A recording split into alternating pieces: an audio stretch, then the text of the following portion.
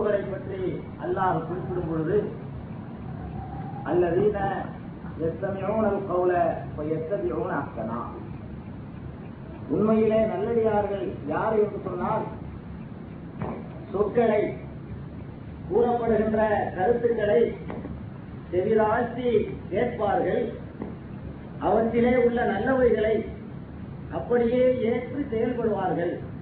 இதுதான் நல்லவர்களின் பண்பு என்று வல்லநாயன் அல்லாஹ் குறிப்பிடுகின்றார். அன்னல் நபி ஸல்லல்லாஹு அலைஹி வஸல்லம் அவர்கள் இந்த சத்திய போதனையை அன்றைய மக்கள் மத்தியிலே வைத்த பொழுது, லா தஸ்மஊ லிஹாதல் குர்ஆன், இந்த குர்ஆனை, இந்த போதனையை நீங்கள் கேட்காதீர்கள் என்றெல்லாம் அபூஜஹல் போன்றவர்களால் சொல்லப்பட்டது. அந்த நேரத்தில் தான் அல்லாஹ் குறிப்பிடுகின்றான், நல்லடியார்களின் பண்பு என்னவென்றால் அல்லதீன யஸ்தமிஊனல் கௌல ஃபயத்தபிஊன அஹ்ஸனா, அவர்கள் கூறப்படுகின்ற கருத்துக்களை செவிதாழ்த்தி கேட்பார்கள், அவற்றிலே நல்லவை இருக்குமானால் அது காலம் காலமாக நடந்து வந்த நடைமுறைக்கு மாற்றமாக இருந்தாலும் உடனடியாக அந்த நல்லதை ஏற்றுக்கொள்வார்கள். கூறப்படுகின்ற கருத்துக்கள் சரியானதாக இருக்குமானால் எவ்வளவு பெரிய அறிஞர்களின் கூற்றுக்கு அது முரண்பட்டிருந்தாலும் அந்த சத்தியத்தை ஒப்புக்கொள்வார்கள். கூறப்படுகின்ற கருத்துக்கள் தமிழில் கூட சொல்வார்கள், எப்பொழுதும் அப்பொருள் மெய்ப்பொருள் காண்பது அறிந்திருப்பார்கள். ஒத்திருக்கிறதா, அன்னல் நபி ஸல்லல்லாஹு அலைஹி வஸல்லம் அவர்களுடைய போதனைகளுக்கும் நடைமுறைகளுக்கும் அங்கீகாரங்களுக்கும் ஏற்புடையதாக இருக்கிறதா என்று நீங்கள் சிந்தித்து பார்த்து இந்த உண்மையை விளங்கிக் கொள்ள வேண்டும். இன்று எனக்கு இஸ்லாமிய இறை கோட்பாடு என்ற தலைப்பை பேசும்படி தலைவர் அவர்கள் குறிப்பிட்டார்கள். கடவுளை பற்றி இஸ்லாம் எந்த கொள்கையை வைக்கின்றது, இஸ்லாமியர்கள் இந்த இறை கோட்பாடை எப்படி தவறாக புரிந்திருக்கிறார்கள், பிற சமயத்தவர்களுடைய இறை கோட்பாடுகள் என்ன என்பதையெல்லாம் நாம் அலசி ஒரு முடிவுக்கு வந்தால்தான் இஸ்லாமிய இறை கோட்பாடை புரிந்து கொள்ள முடியும். ஒரு சிலர் கடவுள் இல்லை, கடவுள் இல்லையே இல்லை, கடவுள் என்று ஒரு சக்தி கிடையாது, எல்லாம் தானாகவே தோன்றியது என்று கூறக்கூடியவர்களாக இந்த உலகில் இருப்பதை நாம் பார்க்கின்றோம். கடவுளே இல்லை என்று சொல்கிறார்கள். இல்லை என்று சொல்வது மட்டுமல்ல, யாராவது கடவுள் இருக்கிறது என்று சொன்னால் அவன் முட்டாள், அவன் பைத்தியக்காரன் என்றெல்லாம், காட்டுமிராண்டி என்றெல்லாம் ஒரு சிலருடைய விமர்சனம் கடவுளை பற்றி. இதற்கு அவர்கள் ஆதாரமாக குறிப்பிடுவது, கடவுளை நீ பார்த்திருக்கிறாயா, கடவுளை யாரேனும் கண்டதுண்டா, இதுதான் அவர்களுடைய ஆதாரம். இன்னொரு சாரார் கடவுளை பற்றி, இறைவனை பற்றி எப்படி நம்பிக்கை வைத்திருக்கிறார்கள் என்றால், இறைவன் என்பவன் ஒரே ஒரு இறைவனாக இருக்க முடியாது, அவனால் இவ்வளவு பிரம்மாண்டமான ஒரு உலகை நிர்வகிக்க முடியாது, எவ்வளவோ பணிகள் குவிந்து கிடக்கின்றன, இவற்றையெல்லாம் ஒரே ஒரு ஆள் செய்து விடுவது சாத்தியமே இல்லை. அதனால் ஆக்குவதற்கு ஒருவன், அழிப்பதற்கு ஒருவன், காப்பதற்கு ஒருவன், இன்னும் சில சில்லறை தேவைகளை நிறைவேற்றுவதற்கு பலர், இப்படி சிலருடைய கொள்கை. இப்படியும் சில கடவுள் கொள்கைகள் உலகிலே இருந்து கொண்டிருக்கின்றன. இன்னும் சிலரது கடவுள் கொள்கை, கடவுள் ஒருவன் தான், கடவுள் ஒருவன் தான், அந்த கடவுளோடு நாம் தொடர்பு வைக்க முடியாது, அவன் எங்கோ இருக்கின்றான், நம்மால் எட்டி பிடிக்க முடியாது. ஏதோ நமக்கு தெரிந்த ஒரு சில நல்லவர்கள் மூலமாக, ஒரு சில பெரியார்கள் மூலமாகத்தான் அந்த கடவுளை அடைய முடியும், நெருங்க முடியும், அவன் திருப்தியை பெற முடியும் என்பதாக இன்னும் சிலருடைய நம்பிக்கை. இன்னும் சிலர் கடவுள் என்று சொன்னால் அவனும் நம்மை போன்ற ஆசாபாசங்கள் உடையவன், நம்மை போன்ற உணர்வுகள் உள்ளவன், நம்மை போன்ற மனைவியோடு வாழக்கூடியவன், அவனுக்கும் சந்ததிகள் இருக்கும், அவனுக்கும் பிள்ளை குட்டிகள் இருக்கும், அவனுக்கும் உறக்கம் இருக்கும் என்றெல்லாம் சொல்லக்கூடியவர்கள். இப்படி சில கடவுள் கொள்கை. இப்படி கடவுளை பற்றி பல்வேறு விதமான கொள்கைகள் காலங்காலமாக, இன்று மட்டுமல்ல காலங்காலமாக இந்த கொள்கைகள் எல்லாம் கடவுளின் பெயரால் பிரச்சாரம் செய்யப்பட்டும் மக்களால் புரிந்து கொள்ளப்பட்டும் இருக்கின்றன. இந்த கொள்கைகள் புதியது ஒன்றுமல்ல. இந்த கொள்கைகளிலே இஸ்லாத்தினுடைய இறை கொள்கை என்ன, இஸ்லாம் எந்த கொள்கையை இறை கொள்கை என்று சொல்கிறது, இறைவனுடைய பண்புகளை, அவனுடைய தன்மைகளை, வல்லமைகளை இஸ்லாம் எவ்வாறு மக்கள் மத்தியிலே பிரகடனப்படுத்தி காட்டியது, இந்த கொள்கையில் இருந்து இஸ்லாம் எவ்வாறு தனித்தன்மை பெற்று விளங்குகிறது, அது எவ்வளவு பகுத்தறிவு பூர்வமாக இருக்கிறது என்பதைத்தான் இந்த இறை கோட்பாடு என்ற தலைப்பிலே நாம் வளர்ந்து இருக்கின்றோம். முதலாவதாக கடவுளே இல்லை, இந்த கொள்கை எடுத்துக் கொள்ளுங்கள். கடவுளே இல்லை என்று சொல்லக்கூடியவர்கள். இரண்டாவதாக பல கடவுள்கள் இருக்கலாம் என்று சொல்லக்கூடியவர்கள். மூன்றாவதாக கடவுளை நேரடியாக அணுக முடியாது என்று சொல்லக்கூடியவர்கள். நான்காவதாக கடவுளும் ஏதோ மனிதனை போன்ற ஆசாபாசங்களை கொண்டவனாக நிலைகள் நடத்தியவனாக இருப்பதாக சித்தரித்து காட்டப்படுவது. இந்த அத்தனை கொள்கைகளையும், கடவுளின் பெயரால் சொல்லப்படுகின்ற அத்தனை சித்தாந்தங்களையும் தகர்த்து தரைவட்டமாக்கி ஆணித்தரமாக தன்னுடைய வாதத்தை அல்லாஹ் எடுத்து வைக்கின்றார். நான் ஆரம்பமாக ஓதிய அந்த சின்னஞ்சிறிய சூறாவை, அந்த ஒரே ஒரு சூறா, சூரத்துல் இக்லாஸ், குல் ஹுவல்லாஹு அஹத் என்ற சூறா, அதை சுடுதுல் குர்ஆன் என்று பெருமானார் ஸல்லல்லாஹு அலைஹி வஸல்லம் அவர்கள் சிலாகித்து சொன்னார்கள். குர்ஆனில் 1/3 பகுதிக்கு நிகரானது என்றார்கள். அந்த சூரத்துல் இக்லாஸ் என்ற சூறாவிலே அல்லாஹ் இந்த அத்தனை கடவுள் சித்தாந்தங்களுக்கும் மரண அடி கொடுக்கின்றார், தெளிவான ஆதாரங்களை எடுத்து வைக்கின்றார். அந்த ஒரு அத்தியாயத்தின் மூலமாக கடவுளை பற்றி இந்த உலகம் கொண்டிருக்கின்ற எல்லா நம்பிக்கைகளுமே தவிடுபடியாகிவிடுகின்றன. இவ்வளவு அருமையான அத்தியாயம். குல் ஹுவல்லாஹு அஹத் அல்லாஹு ஸமத் லம் யலித் வலம் யூலத் வலம் யகுல் லஹு குஃபுவன் அஹத். இதுல அல்லாஹ் தெளிவாக எல்லா கொள்கையும் எடுத்து வைக்கின்றார், ஒரு கொள்கையும் விட்டு வைக்கவில்லை. இந்த எல்லா கொள்கைகளையும் மரணடி கொடுக்கின்ற விதமாக அப்படி அல்லாஹ் என்ன சொல்கிறார்? நாத்தியவாதத்தை எடுத்துக் கொள்ளுங்கள். கடவுளே இல்லை, கடவுளை கண்டவர் யார் என்றெல்லாம் சொல்லக்கூடியவர்கள் அதற்கு காரணமாக என்ன சொல்கிறார்கள்? கடவுளை யார் கண்டது என்று கேட்டது மட்டுமல்ல, காணாத ஒன்றை இருப்பதாக எப்படி நம்புவது? எங்களுக்கு அறிவு இல்லையா? எங்கள் அறிவு இதை ஏற்றுக்கொள்ளுமா? எங்கள் அறிவுக்கு பொருந்தாத இதை நாங்கள் ஒப்புக்கொள்ள மாட்டோம் என்பதை காரணமாக காட்டுகிறார்கள். அவர்களுக்கு முதலாக அல்லாஹ் ஒரு அழகான வாயாப்பு தருகிறார். وَفِي الْأَرْضِ آيَاتٌ لِلْمُوقِنِينَ وَفِي أَنفُسِكُمْ أَفَلَا تُبْصِرُونَ. ஒரே வரிதான். நாத்திகவாதங்களுக்கு சரியான மரணடி கொடுப்பதற்காக அல்லாஹ் எடுத்து வைக்கக்கூடிய வாதம், ஆதாரம் ஒரு சின்னஞ்சிறு வசனம் தான். وَفِي الْأَرْضِ آيَاتٌ لِلْمُوقِنِينَ وَفِي أَنفُسِكُمْ أَفَلَا تُبْصِرُونَ. நீங்கள் வாழ்ந்து கொண்டிருக்கிறீர்களே இந்த பூமி, இந்த பூமியிலே நீங்கள் கொஞ்சம் ஆழமாக உங்கள் சிந்தனையை செலுத்தினீர்களானால் சிந்திக்கக்கூடியவர்களுக்கு ஏராளமான சான்றுகள் இருக்கின்றன. கடவுள் ஒருவன் இருந்துதான் ஆக வேண்டும் என்பதை நிலைநாட்டக்கூடிய, நிரூபிக்கக்கூடிய ஆதாரங்கள் ஏராளமாக இருக்கின்றன. ஒரு அருளை ஆயாத்துள் பன்மையாக அல்லாஹ் சொல்லி காட்டுகிறான்.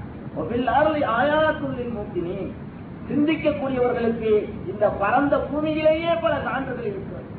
அதை சிந்திக்காத காரணத்தினால்தான் அவர்கள் கடவுள் இல்லை என்று சொல்கிறார்கள், கடவுளின் வல்லமையை பலவீனப்படுத்தி காட்டுகின்றார்கள் என்பதாக அல்லாஹ் சொல்கிறார்.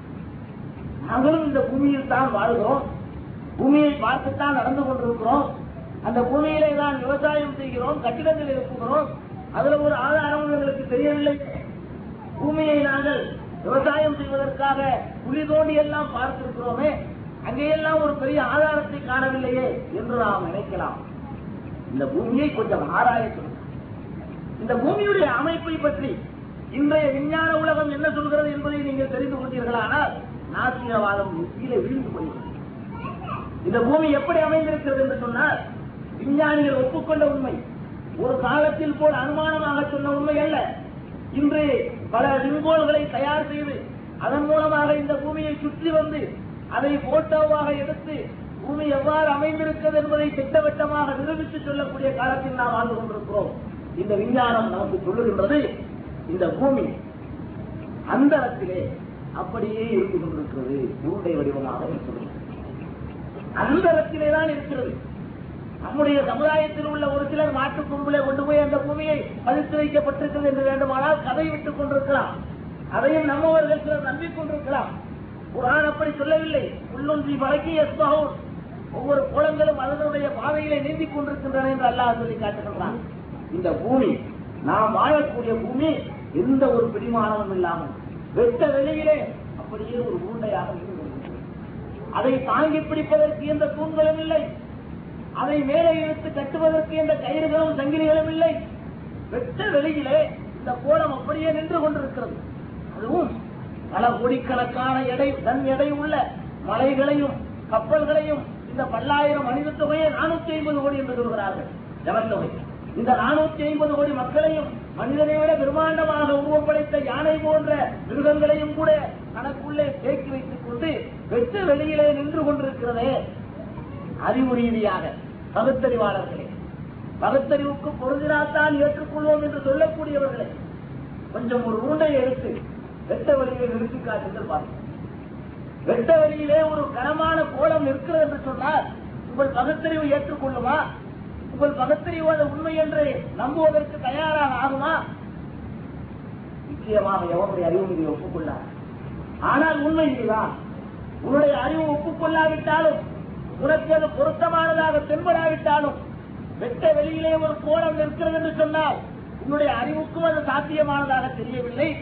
இது நடக்கவே முடியாது என்றுதான் உன்னுடைய பகுத்தறிவு சொல்லிக் கொண்டிருக்கிறது.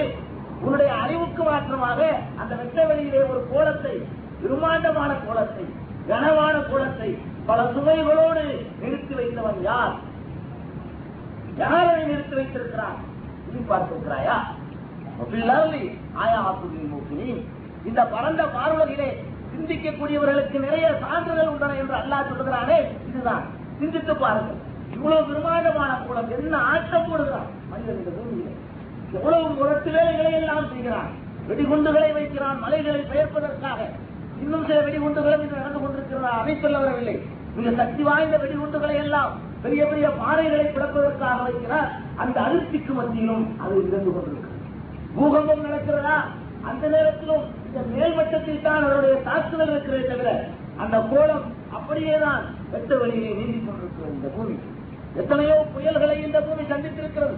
அந்த புயல்கள் நேர்ந்த நேரத்திலும், வெள்ளப்பெருக்கு ஏற்படுத்த நேரத்திலும், அப்படியே ஊரெல்லாம் அழிந்து நாசமாகிவிட்ட நேரத்திலும் கூட பூமி அப்படியேதான் வெட்ட வழியை இருந்து கொண்டிருக்கிறது. எப்படி சாட்சி? யாருடைய அறிவாக இதை ஏற்றுக்கொள்ளுமா? அறிவுக்கு பொருத்தமாக இது தென்படுகிறதா? ஆனால் உண்மை இதுதான். யாராலும் மறுக்க முடியாத உண்மை. விஞ்ஞானிகள் ஆதாரப்பூர்வமாக நிரூபித்து காட்டிய ஒரு பேருண்மை. அந்த பகுத்தறிவுவாதிகளும் ஒப்புக்கொண்ட உண்மை. பகுத்தறிவுவாதிகள் என்று தங்களை சொல்லிக் கொள்ளக்கூடியவர்களும் இந்த பூமி வெட்ட வழியில் தான் இருந்து கொண்டிருக்கிறது, அதற்கு எந்த தூண்களும் இல்லை என்று ஏற்றுக்கொண்ட ஒரு பேருண்மை. இது காட்டவில்லையா? இவ்வளவு பிரம்மாண்டமான ஒரு கோலத்தை நிலைநிறுத்துவதற்கு ஒரு மகத்தான சக்தி இருந்தாக வேண்டும். ஒரு ஆற்றல் மிக்கவனுடைய அதிகாரத்தின்படிதான் இது நடந்தாக வேண்டும். இல்லை என்று சொன்னால் அறிவு ரீதியாக காரணம் சொல்லட்டும், பகுத்தறிவு ரீதியாக காரணம் சொல்லட்டும். காரணம் சொன்னால் மட்டும் போதாது, அது போன்ற ஒரு கோலத்தை வெட்ட வழியை நிறுத்தி காட்டட்டும். தெரியுமா? அதுபோல இன்னொரு நிலையும் இந்த பூமியிலே இருக்கிறது. இந்த பூமியை அல்லாஹ் 2 பகுதியாக பிரித்திருக்கிறான். ஒரு பகுதி நீர், இன்னொரு பகுதி இந்த நிலம். நீரையும் நிலத்தையும் சேர்த்துதான் அல்லாஹ் ஒரு கோலமாக வைத்திருக்கிறான். அதிலே 3 மடங்கு நீராகவும் 1 மடங்கு நிலமாகவும் இருக்கின்ற அமைப்பில் தான் இந்த பூமியுடைய கோலம் இருக்கிறது. அதாவது 2 மடங்கு நீரிலே இந்த 1 மடங்கு நிலம் மிதந்து கொண்டிருக்கிறது சொல்றான். 2 மடங்கு நீர், 1 மடங்கு நிலம். இந்த நீரிலே தான் நிலம் மிதந்து கொண்டிருக்கிறது என்பதுதான் விஞ்ஞானிகளுடைய உண்மையான முடிவு கண்டுபிடிப்பு. நீரிலே இந்த நிலம் மிதக்குமா? ஒரு குவளை தண்ணீரை எடுத்துக் கொண்டு வாருங்கள், ஒரு சின்னஞ்சிறிய நில உருண்டையை எடுத்துக் கொண்டு வாருங்கள், அதிலே போட்டு மிதக்க வைத்து யாராவது காட்ட முடியுமா? உங்கள் அறிவு இதை ஏற்றுக்கொள்கிறதா? அல்லாஹ் அப்படித்தான் இதை படைத்திருக்கிறான். இந்த கடல் பரப்பிலே, நீர் பரப்பிலே தான் இந்த நிலம் மிதந்து கொண்டிருக்கிறது. இது மிதக்கக்கூடிய பொருள் அல்ல, பலகை அல்ல இந்த பூமி. இது மிதப்பதற்கான பொருளாக இல்லை. எல்லோருடைய அறிவும் ஏற்றுக்கொண்ட உண்மை. இந்த நிலப்பரப்பு தான் இந்த நீரிலே மிதந்து கொண்டிருக்கு. இது எப்படி சாத்தியம்? நம்முடைய அறிவு இதை ஏற்றுக்கொள்கிறதா? நம்முடைய அறிவுக்கு இது பொருத்தமாகப்படுகிறதா? பொருத்தமாக படாவிட்டாலும் உண்மை இதுதான். இப்படித்தான் இருக்கிறது. உன்னுடைய அறிவு என்ன ஆயிற்று? இங்கே என்னுடைய அறிவுக்கு பொருந்தவில்லை என்ற காரணத்தை காட்டி மறுத்தால் அதே காரணம் இப்போது இங்கே வருகிறது. நீரும் நிலவுமாக இல்லை என்று நீ சொல்லிவிட முடியுமா? இதே உருண்டை வடிவமாக சமைக்கப்பட்டிருக்கிறது. நீரும் நிலமும் சேர்ந்து ஒரு உருண்டை வடிவம். 3/4 பாகத்தை நீர் சூழ்ந்து நிற்கிறது, 4 பாகத்திலே நிலப்பரப்பு சூழ்ந்து நிற்கிறது. இந்த 2ஐயும் சேர்த்து ஒரு கோலமாக அல்லாஹ் வெட்ட வழியிலே நிறுத்தியிருக்கிறார். ஒரு நீரை யாராவது உருண்டை வடிவத்திலே பிடித்து காட்ட முடியுமா? உருண்டையாக நீரை உருட்ட முடியுமா? அப்படித்தான் இருக்கு. நீர் அப்படியே உருண்டை வடிவமாகத்தான் வெட்ட வடிவில் நின்று கொண்டிருக்கிறது. ஒரு நீர் உருண்டை யாராவது பிடியுங்கள் பார்ப்போம். நீர் எந்த பாத்திரத்திலே நாம் ஊற்றுகின்றோமோ அந்த வடிவத்திலே இருக்கும். கீழே விட்டினால் ஓடிவிடும். அதை ஒரு குவளையிலே ஊற்றினால் அந்த வடிவத்தை பெறும். எந்த ஒரு பாத்திரத்திலும் ஊற்றப்படாமல் அதை உருண்டை வடிவமாகவே சிதறி போகாமல் விரித்து வைத்திருப்பது யார்?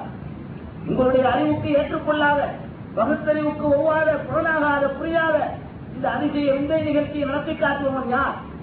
இதை சிந்தித்து பாருங்கள். இந்த ஒளிபரப்பு இருக்கிறது.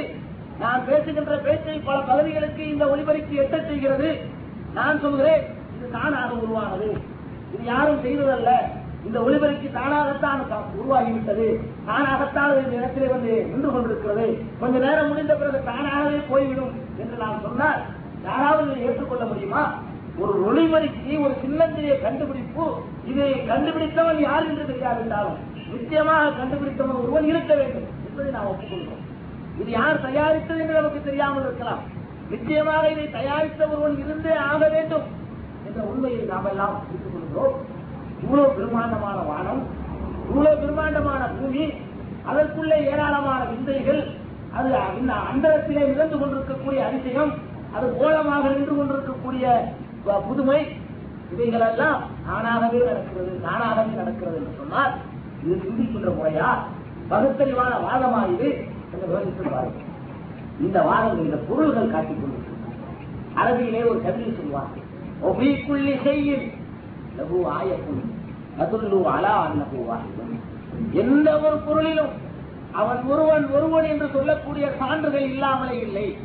எந்த பொருளாக இருந்தாலும் அந்த பொருள்கள் தன்னை செய்தவன் ஒருவன் இருக்கிறான், தன்னை தயாரித்தவன் ஒருவன் இருக்கிறான், தன்னை இயக்கிக் கொண்டிருக்கக்கூடிய ஒருவன் இருக்கிறான் என்ற பேருண்மையை உலகத்தில் முன்னே வைத்துக் கொண்டிருக்கிறது என்று வல்லார கவிஞர்கள் பாடியிருக்கிறார் அரபியில். அந்த அடிப்படையில் இந்த நாத்திகவாதம், கடவுளே இல்லை என்று சொல்லக்கூடிய வாதம் எந்த வகையிலும் பொருத்தமானது அல்ல. அதே நேரத்தில் இந்த வசனம் நாத்திகவாதத்திற்கு மட்டும்தானா மறுநறி கொடுக்கின்றது? இல்லை. கடவுளை பற்றியுள்ள எல்லா சித்தாந்தங்களுக்கும் இந்த வசனத்திலே மறுநறி இருக்கிறது. அல்லாஹ்வுடைய தனித்தன்மை அதுதான். அவன் சொல்லக்கூடிய ஒரு வாதம் எல்லா விதமான கொள்கைகளையும் தவிடுபடியாக்கும் நிலையில் தான் அமைந்து வைத்திருக்கிறார். அதனால்தான் இந்த குர்ஆன் 14 நூற்றாண்டுகளாக இது போன்ற ஒன்றை கொண்டு வாருங்கள் பார்ப்போம் என்று சவால் விட்டுக் கொண்டிருக்கிறது. இதே வசனம் தான் நாத்திகவாதத்தையும் தவிடுபடியாக்குகின்றது. இதே வசனம் என்ற இதே வசனம் தான் பல தெய்வ வணக்கத்தையும் தவிடுபடியாக்குகிறது. இது அந்தரத்திலே மிதந்து கொண்டிருக்கிறது. இன்னொரு கடவுள் இருந்தால், 2 கடவுள்கள் இருந்திருப்பார்களே, ஆனால் ஒருவன் நினைப்பான் இது அந்தரத்திலே மிதக்க விடக்கூடாது, வேறு எங்கேயாவது கொண்டு வானத்திலே கொண்டு போய் வைத்துவிட வேண்டும் என்று அவன் விரும்புவான். ஒரு கடவுள் விரும்புவான் அதை இன்னும் கொஞ்சம் கீழே இறக்கி கொண்டு வந்து விட வேண்டும் என்று விரும்புவான். ஒரு கடவுள் விரும்புவான் இது தண்ணீர் அதிகமாக இருந்து நிலம் கம்மியாக இருக்கிறது, இது கொஞ்சம் அதிகப்படுத்த வேண்டும் என்று அவன் விரும்புவான். இங்கே கடவுள்களுக்கு மத்தியிலே மோதல்களும் பூசல்களும் ஏற்படுமானால் என்ன ஆகியிருக்க வேண்டும்? பல கடவுள்கள் இருந்தால் இவ்வளவு சீராக, செம்மையாக, முறையாக இந்த உலகம் இயக்கிக் கொண்டிருக்க வேண்டும். அதையும் அல்லாஹ் தெளிவாக ஒரு இடத்தில் சொல்லி காட்டுகிறான். லவ்கான சீமா ஆயுதத்தில் இல்லவா உலகத்தான் அல்லாஹ்வை தவிர வேறு கடவுள்கள் இந்த உலகிலே இருந்திருப்பார்கள் என்று சொன்னால் இப்படி இருக்காது. இந்த உலகம் சீரழித்து போயிருக்கும். இப்ப இருக்கிற மாதிரி இருக்காது. சீராக, செம்மையாக, முறையாக, இரவு பகல் மாறி மாறி வந்து கொண்டிருக்கிறது. இந்த திட்டமிட்ட கணக்கு பிரகாரம் நிச்சயமாக நடக்காது.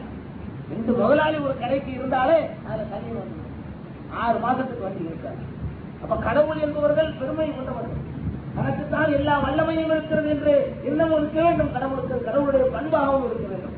அப்படி எண்ணமுள்ள 2 நபர்கள், 2 கட்சிகள் மோதிக்கொள்ளுமானால் என்ன ஆகியிருக்க வேண்டும்?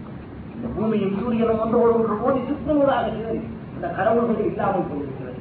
போகவில்லையே, சரியாக நடக்கிறது, சீராக நடக்கிறது, முறையாக நடக்கிறது. ஒருவன் என்னை இந்த நிமிடத்திலே மரணமடைய செய்ய வேண்டும் என்று ஒரு கடவுள் விரும்புவான். இன்னொரு கடவுள் இவனுக்கு ஒரு 100 வயசு அதிகமாக்கி கொடுக்க வேண்டும் என்று விரும்புவான். எது நடக்கிறது? ஒரு கடவுள் விரும்புவான் இந்த நிமிடத்திலே என்னை அழிக்கின்ற கடவுள். என்னை அழிக்கின்ற கடவுள் நினைப்பான் இந்த நேரத்தோடு இவனை முடிக்க வேண்டும் என்று. என்னை காக்கின்ற கடவுள், அவனுக்கு நான் வேண்டிய ஏதாவது பூஜைகளை செய்திருப்பேன். என்னை காக்கின்ற கடவுள் இவனுக்கு ஒரு 100 ஆண்டு அதிகமாக்கி கொடுப்பேன் என்பான். எந்த காரியம் நடக்கும்?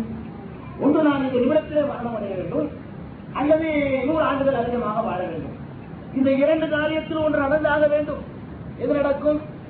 ரெண்டும் நடக்கும் என்றால் அது சாத்தியமே இல்லை. நான் இந்த நிமிடத்திலே மரணம் அடைவதும் 100 ஆண்டுகள் அதிகமாக வாழ்வதும் நடக்க முடியாது. ரெண்டில் ஏதாவது ஒன்று நடக்க வேண்டும். இந்த நிமிடத்திலே மரணம் அடைந்து விட்டால் ஒருவன் ஜெயித்து விட்டால் ஒருவன் தோற்று. 100 ஆண்டுகளுக்கு பிறகு நான் வாழ்கிறேன் என்று சொன்னால் இவன் தோற்கிறான், அவன் ஜெயிக்கிறான். தோற்கிறவனுக்குலாம் கடவுளுக்கு அருகவே கிடையாது. தோற்று விட்டான் இல்லையா, அவனையும் அடக்கி ஆளக்கூடிய எவன் ஜெயிக்கிறானோ அந்த ஒருவன் தான் கடவுள். 2 கடவுள்கள் இருக்குமானால் அங்கே இப்படிப்பட்ட மோதல்கள் ஏற்படும்.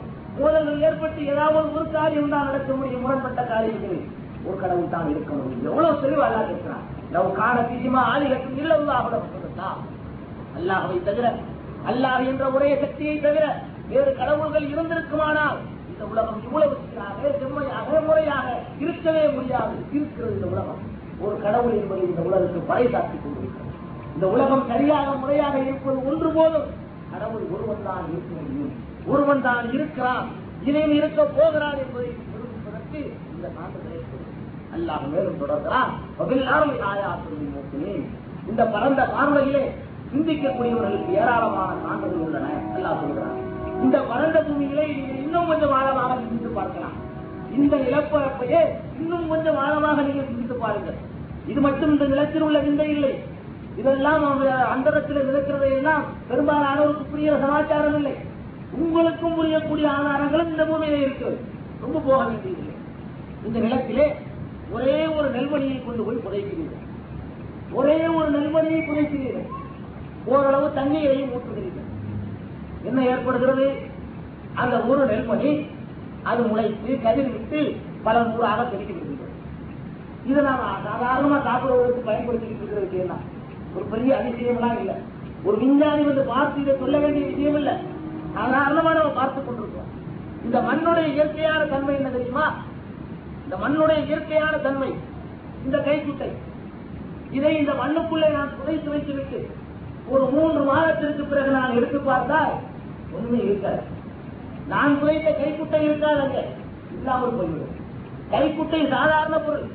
ஒரு கணத்தை இந்த ஒளிபலிக்கையே கொண்டு போய் பூமிக்குள்ளே புதைத்து வைத்துவிட்டு ஒரு 6 மாதத்திற்கு பிறகு நீங்கள் கொண்டு பாருங்கள் என்ன இருக்கும்? ஆரம்பத்திலே துருப்பிடித்து மச்சி மண்ணாகி இதுவும் மண்ணில் ஒரு பகுதியாக மாறுகிறது. இந்த பூமியுடைய தனித்தன்மை என்னவென்றால் எந்த பொருளை கொண்டு போய் அதற்குள்ளே போட்டாலும் ஒரு குறிப்பிட்ட கால அளவு பொருளுக்கு பொருள் வித்தியாசப்படலாம். சில பொருள்கள் 3 நாட்களுக்குள்ளே இல்லாமல் போய்விடலாம். சில பொருட்களுக்கு 6 மாதம் தேவைப்படலாம். இன்னும் சில கனியமான பொருட்களாக இருந்தால் 1 ஆண்டு தேவைப்படலாம். ஆக ஒரு குறிப்பிட்ட காலகட்டத்திற்குள் இந்த பூமி எதையும் ஜீரணித்துவிடக்கூடிய ஒரு பகாசுரம் எதா இருந்தாலும் உள்ளே புதைத்து விட்டால் அப்படியே ஜீரணித்து ஏப்ப விட்டுவிடும். அப்படிப்பட்ட சக்தி இந்த மண்ணுக்கு இருக்கிறது. அந்த மண்ணை ஒரு கடுகு எடுத்து போராடுகிறது. ஒரு கடுகு, ஒரு சின்னஞ்சிறிய கடுகு பூமிக்குள்ளே கொண்டு போய் போடுகிறான். அதை அழிக்க முடியவில்லை இந்த மண்ணால். அந்த தன்னுடைய சின்னஞ்சிறிய கதிர்களை கொண்டு அந்த நிலத்தை சீறி கிழித்து பிளந்து கொண்டு வெளியே வந்து விடுகிறது. ஆச்சரியமா? கடற்பாறையால் கூட பெயர்க்க முடியாத கட்டிடங்களில் கூட ஒரு காக்கை கொண்டு வந்து போடுகின்ற எச்சத்தினால் ஒரு ஆலமரத்து விதை அந்த கட்டிடத்தையே வேரூன்றி கிழித்துக் கொண்டு போய்விடுகிறதே. அந்த விதையிலிருந்து கிளம்பக்கூடிய வித்திலிருந்து கிளம்பக்கூடிய அந்த சின்னஞ்சிறி நூல் போன்ற ஒரு நரம்பு தான் நூல் போல இருக்கக்கூடிய அந்த வேர் இருக்கிறதே, அது மிகப்பெரிய கட்டிடங்களை எல்லாம், வளமாக கட்டப்பட்ட கட்டிடங்களை எல்லாம் கிழித்துக் கொண்டு பிளந்து கொண்டு படிப்படியாக தன்னுடைய காலை ஊன்றி விடுகிறது என்று சொன்னால் எப்படி இந்த பொருளுக்கு இவ்வளவு பெரிய வல்லமை எப்படி வந்தது? கையிலே ஒரு ஊசியை வைத்துக் கொண்டு அதனால் அந்த கட்டிடத்திலே சுற்றி பார்க்கிறான், உள்ளே நுழைவதில்லை. நூல் போலதான் இருக்கிறது அந்த இருந்து கிளம்பக்கூடிய அந்த வேர். அதுதான் கிழித்துக் கொண்டு கரடுமுரடான பூமிகளை எல்லாம் கூட கிழித்துக் கொண்டு மேலே தலையை காட்டி விடுகிறது. கொஞ்சம் கொஞ்சமாக அசைத்து அசைத்து போராடி போராடி வெளியே தன் தலையை நீக்கி விடுகிறது. இது அதிசயமாகவே தெரியவில்லையா? இது சாத்தியமானதாக உங்களுக்கு தெரிகிறதா? ஆனால் நடக்கிறது. அப்படி பார்த்துக் கொண்டிருக்கிறோம். அந்த ஒரே ஒரு கடுகை, ஒரே ஒரு ஆலமரத்திலே ஒரே ஒரு நெல்மணியை நாம் கொண்டு போய் புதைக்கிறோம். அது படிப்படியாக வளர்ந்து ஒன்றுக்குள் 100, 200, 1000 தானியங்கள். இவ்வளவு தானியங்களை அது எங்கே வைத்திருந்தது? ஒரு சின்னஞ்சிறிய ஆலமரத்து விதை இருக்கிறது. அதை எந்த விஞ்ஞானி வேண்டுமானாலும் அரைத்து அதை எந்த விதமாக சோதனை செய்ய முடியுமோ செய்து பார்த்துக் கொள்ளட்டும். அதற்குள்ளே இவ்வளவு பச்சை நிறம் எப்படி வருது? ஒரு ஆலமரத்து விதையை புதைத்த உடனே ஒரு பெரிய மரமாக அப்படியே காட்சி பெறுகிறது. பல ஆண்டுகளுக்கு பிறகு அதில் பச்சை பசேல் என்று ஏராளமான இலைகள் இருக்கிறது. இவ்வளவு நிறங்கள், இவ்வளவு சாய பவுடர்கள் எதற்குள்ளே மறைத்து வைக்கப்பட்டிருந்தன? எப்படி இது சாத்தியமாக ஆகிவிட்டது? இவ்வளவு பெரிய அதிசயம் இந்த உலகத்தில். நாமும் விவசாயத்தை ஆராய்ச்சி செய்கிறோம். எந்த உரம் போட்டால் அதிகமாக உற்பத்தியாகவும் நிறைய சாப்பிடலாம் என்ற கணக்கில் மட்டும்தான் ஆராய்ச்சி செய்கிறோம். இந்த இறைவனுடைய வல்லமையை, அவருடைய ஆற்றலைத்தான் எதிர்பார்ப்பதில்லை. இதெல்லாம் நடந்து கொண்டிருக்கிறது. சாதாரணமா பார்த்துக் கொண்டிருக்கிறோம். ஒரு பெரிய அதிசயமான விஷயம்.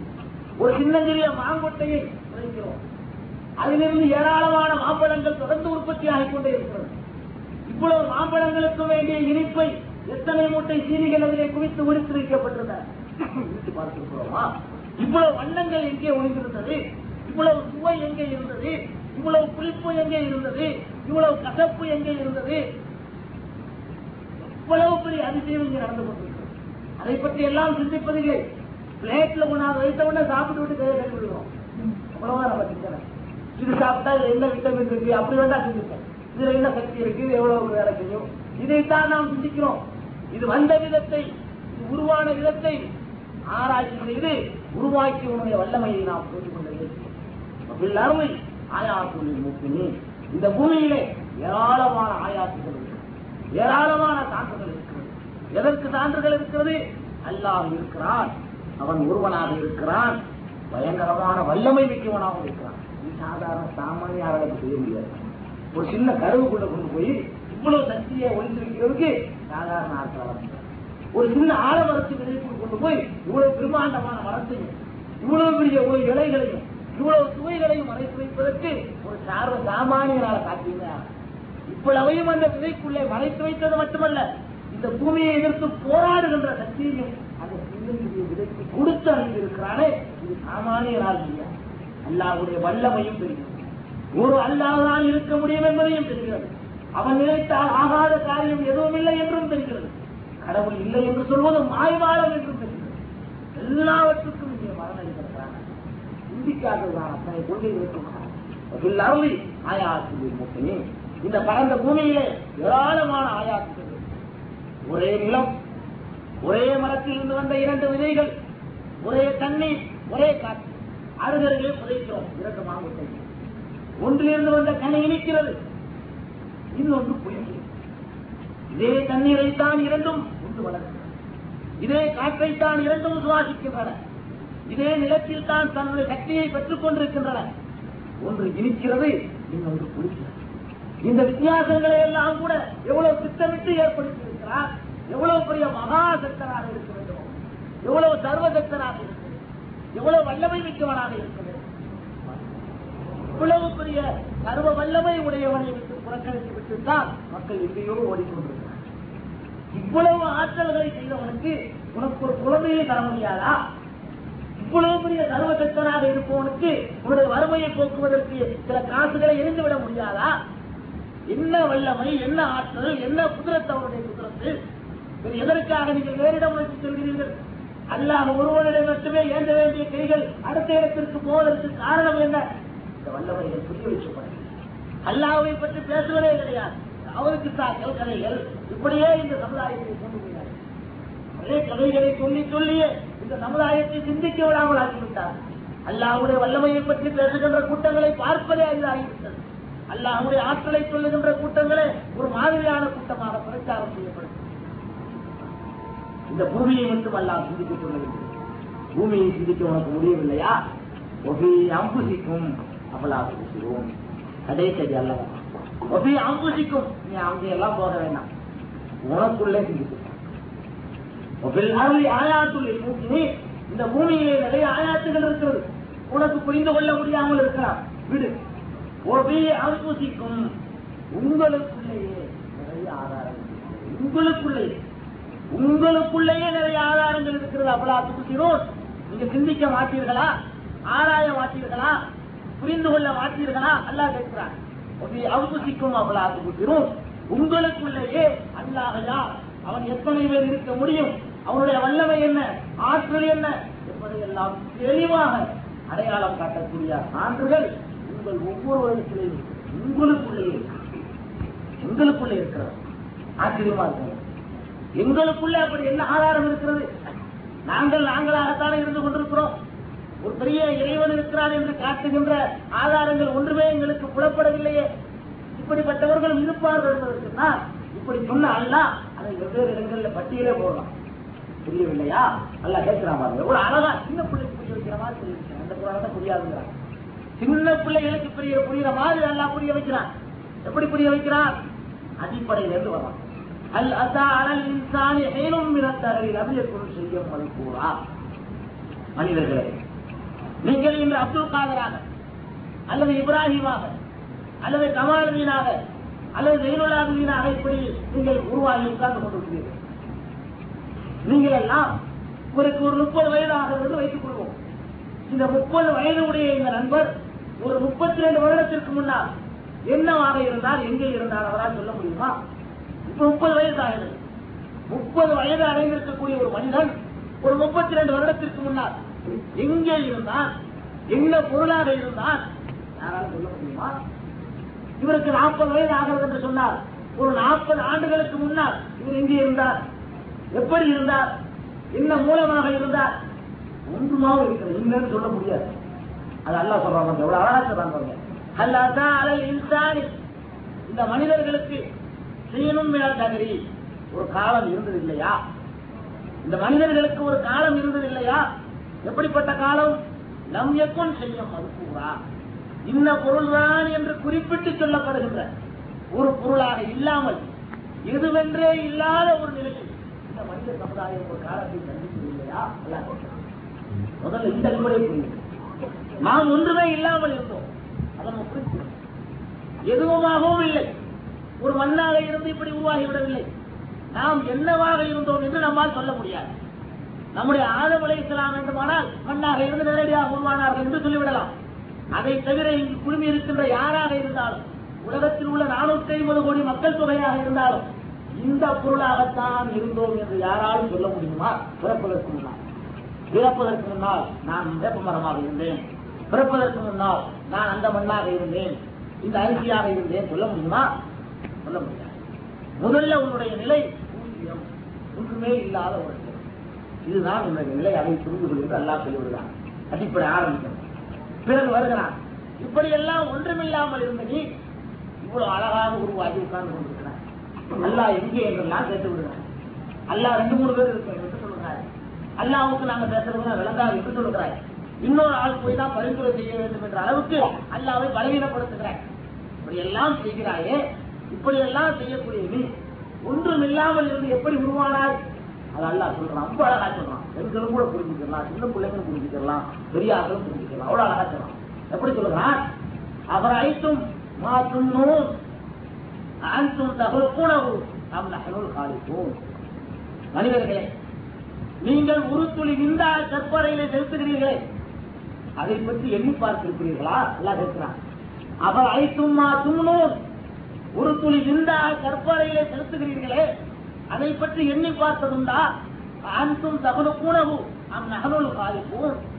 அதை இவ்வளவு அழகான பிண்டமாக, உருவமாக, மனித படைப்பாக நீங்கள் படைக்கிறீர்களா அல்லது நாம் படைக்கிறோமா?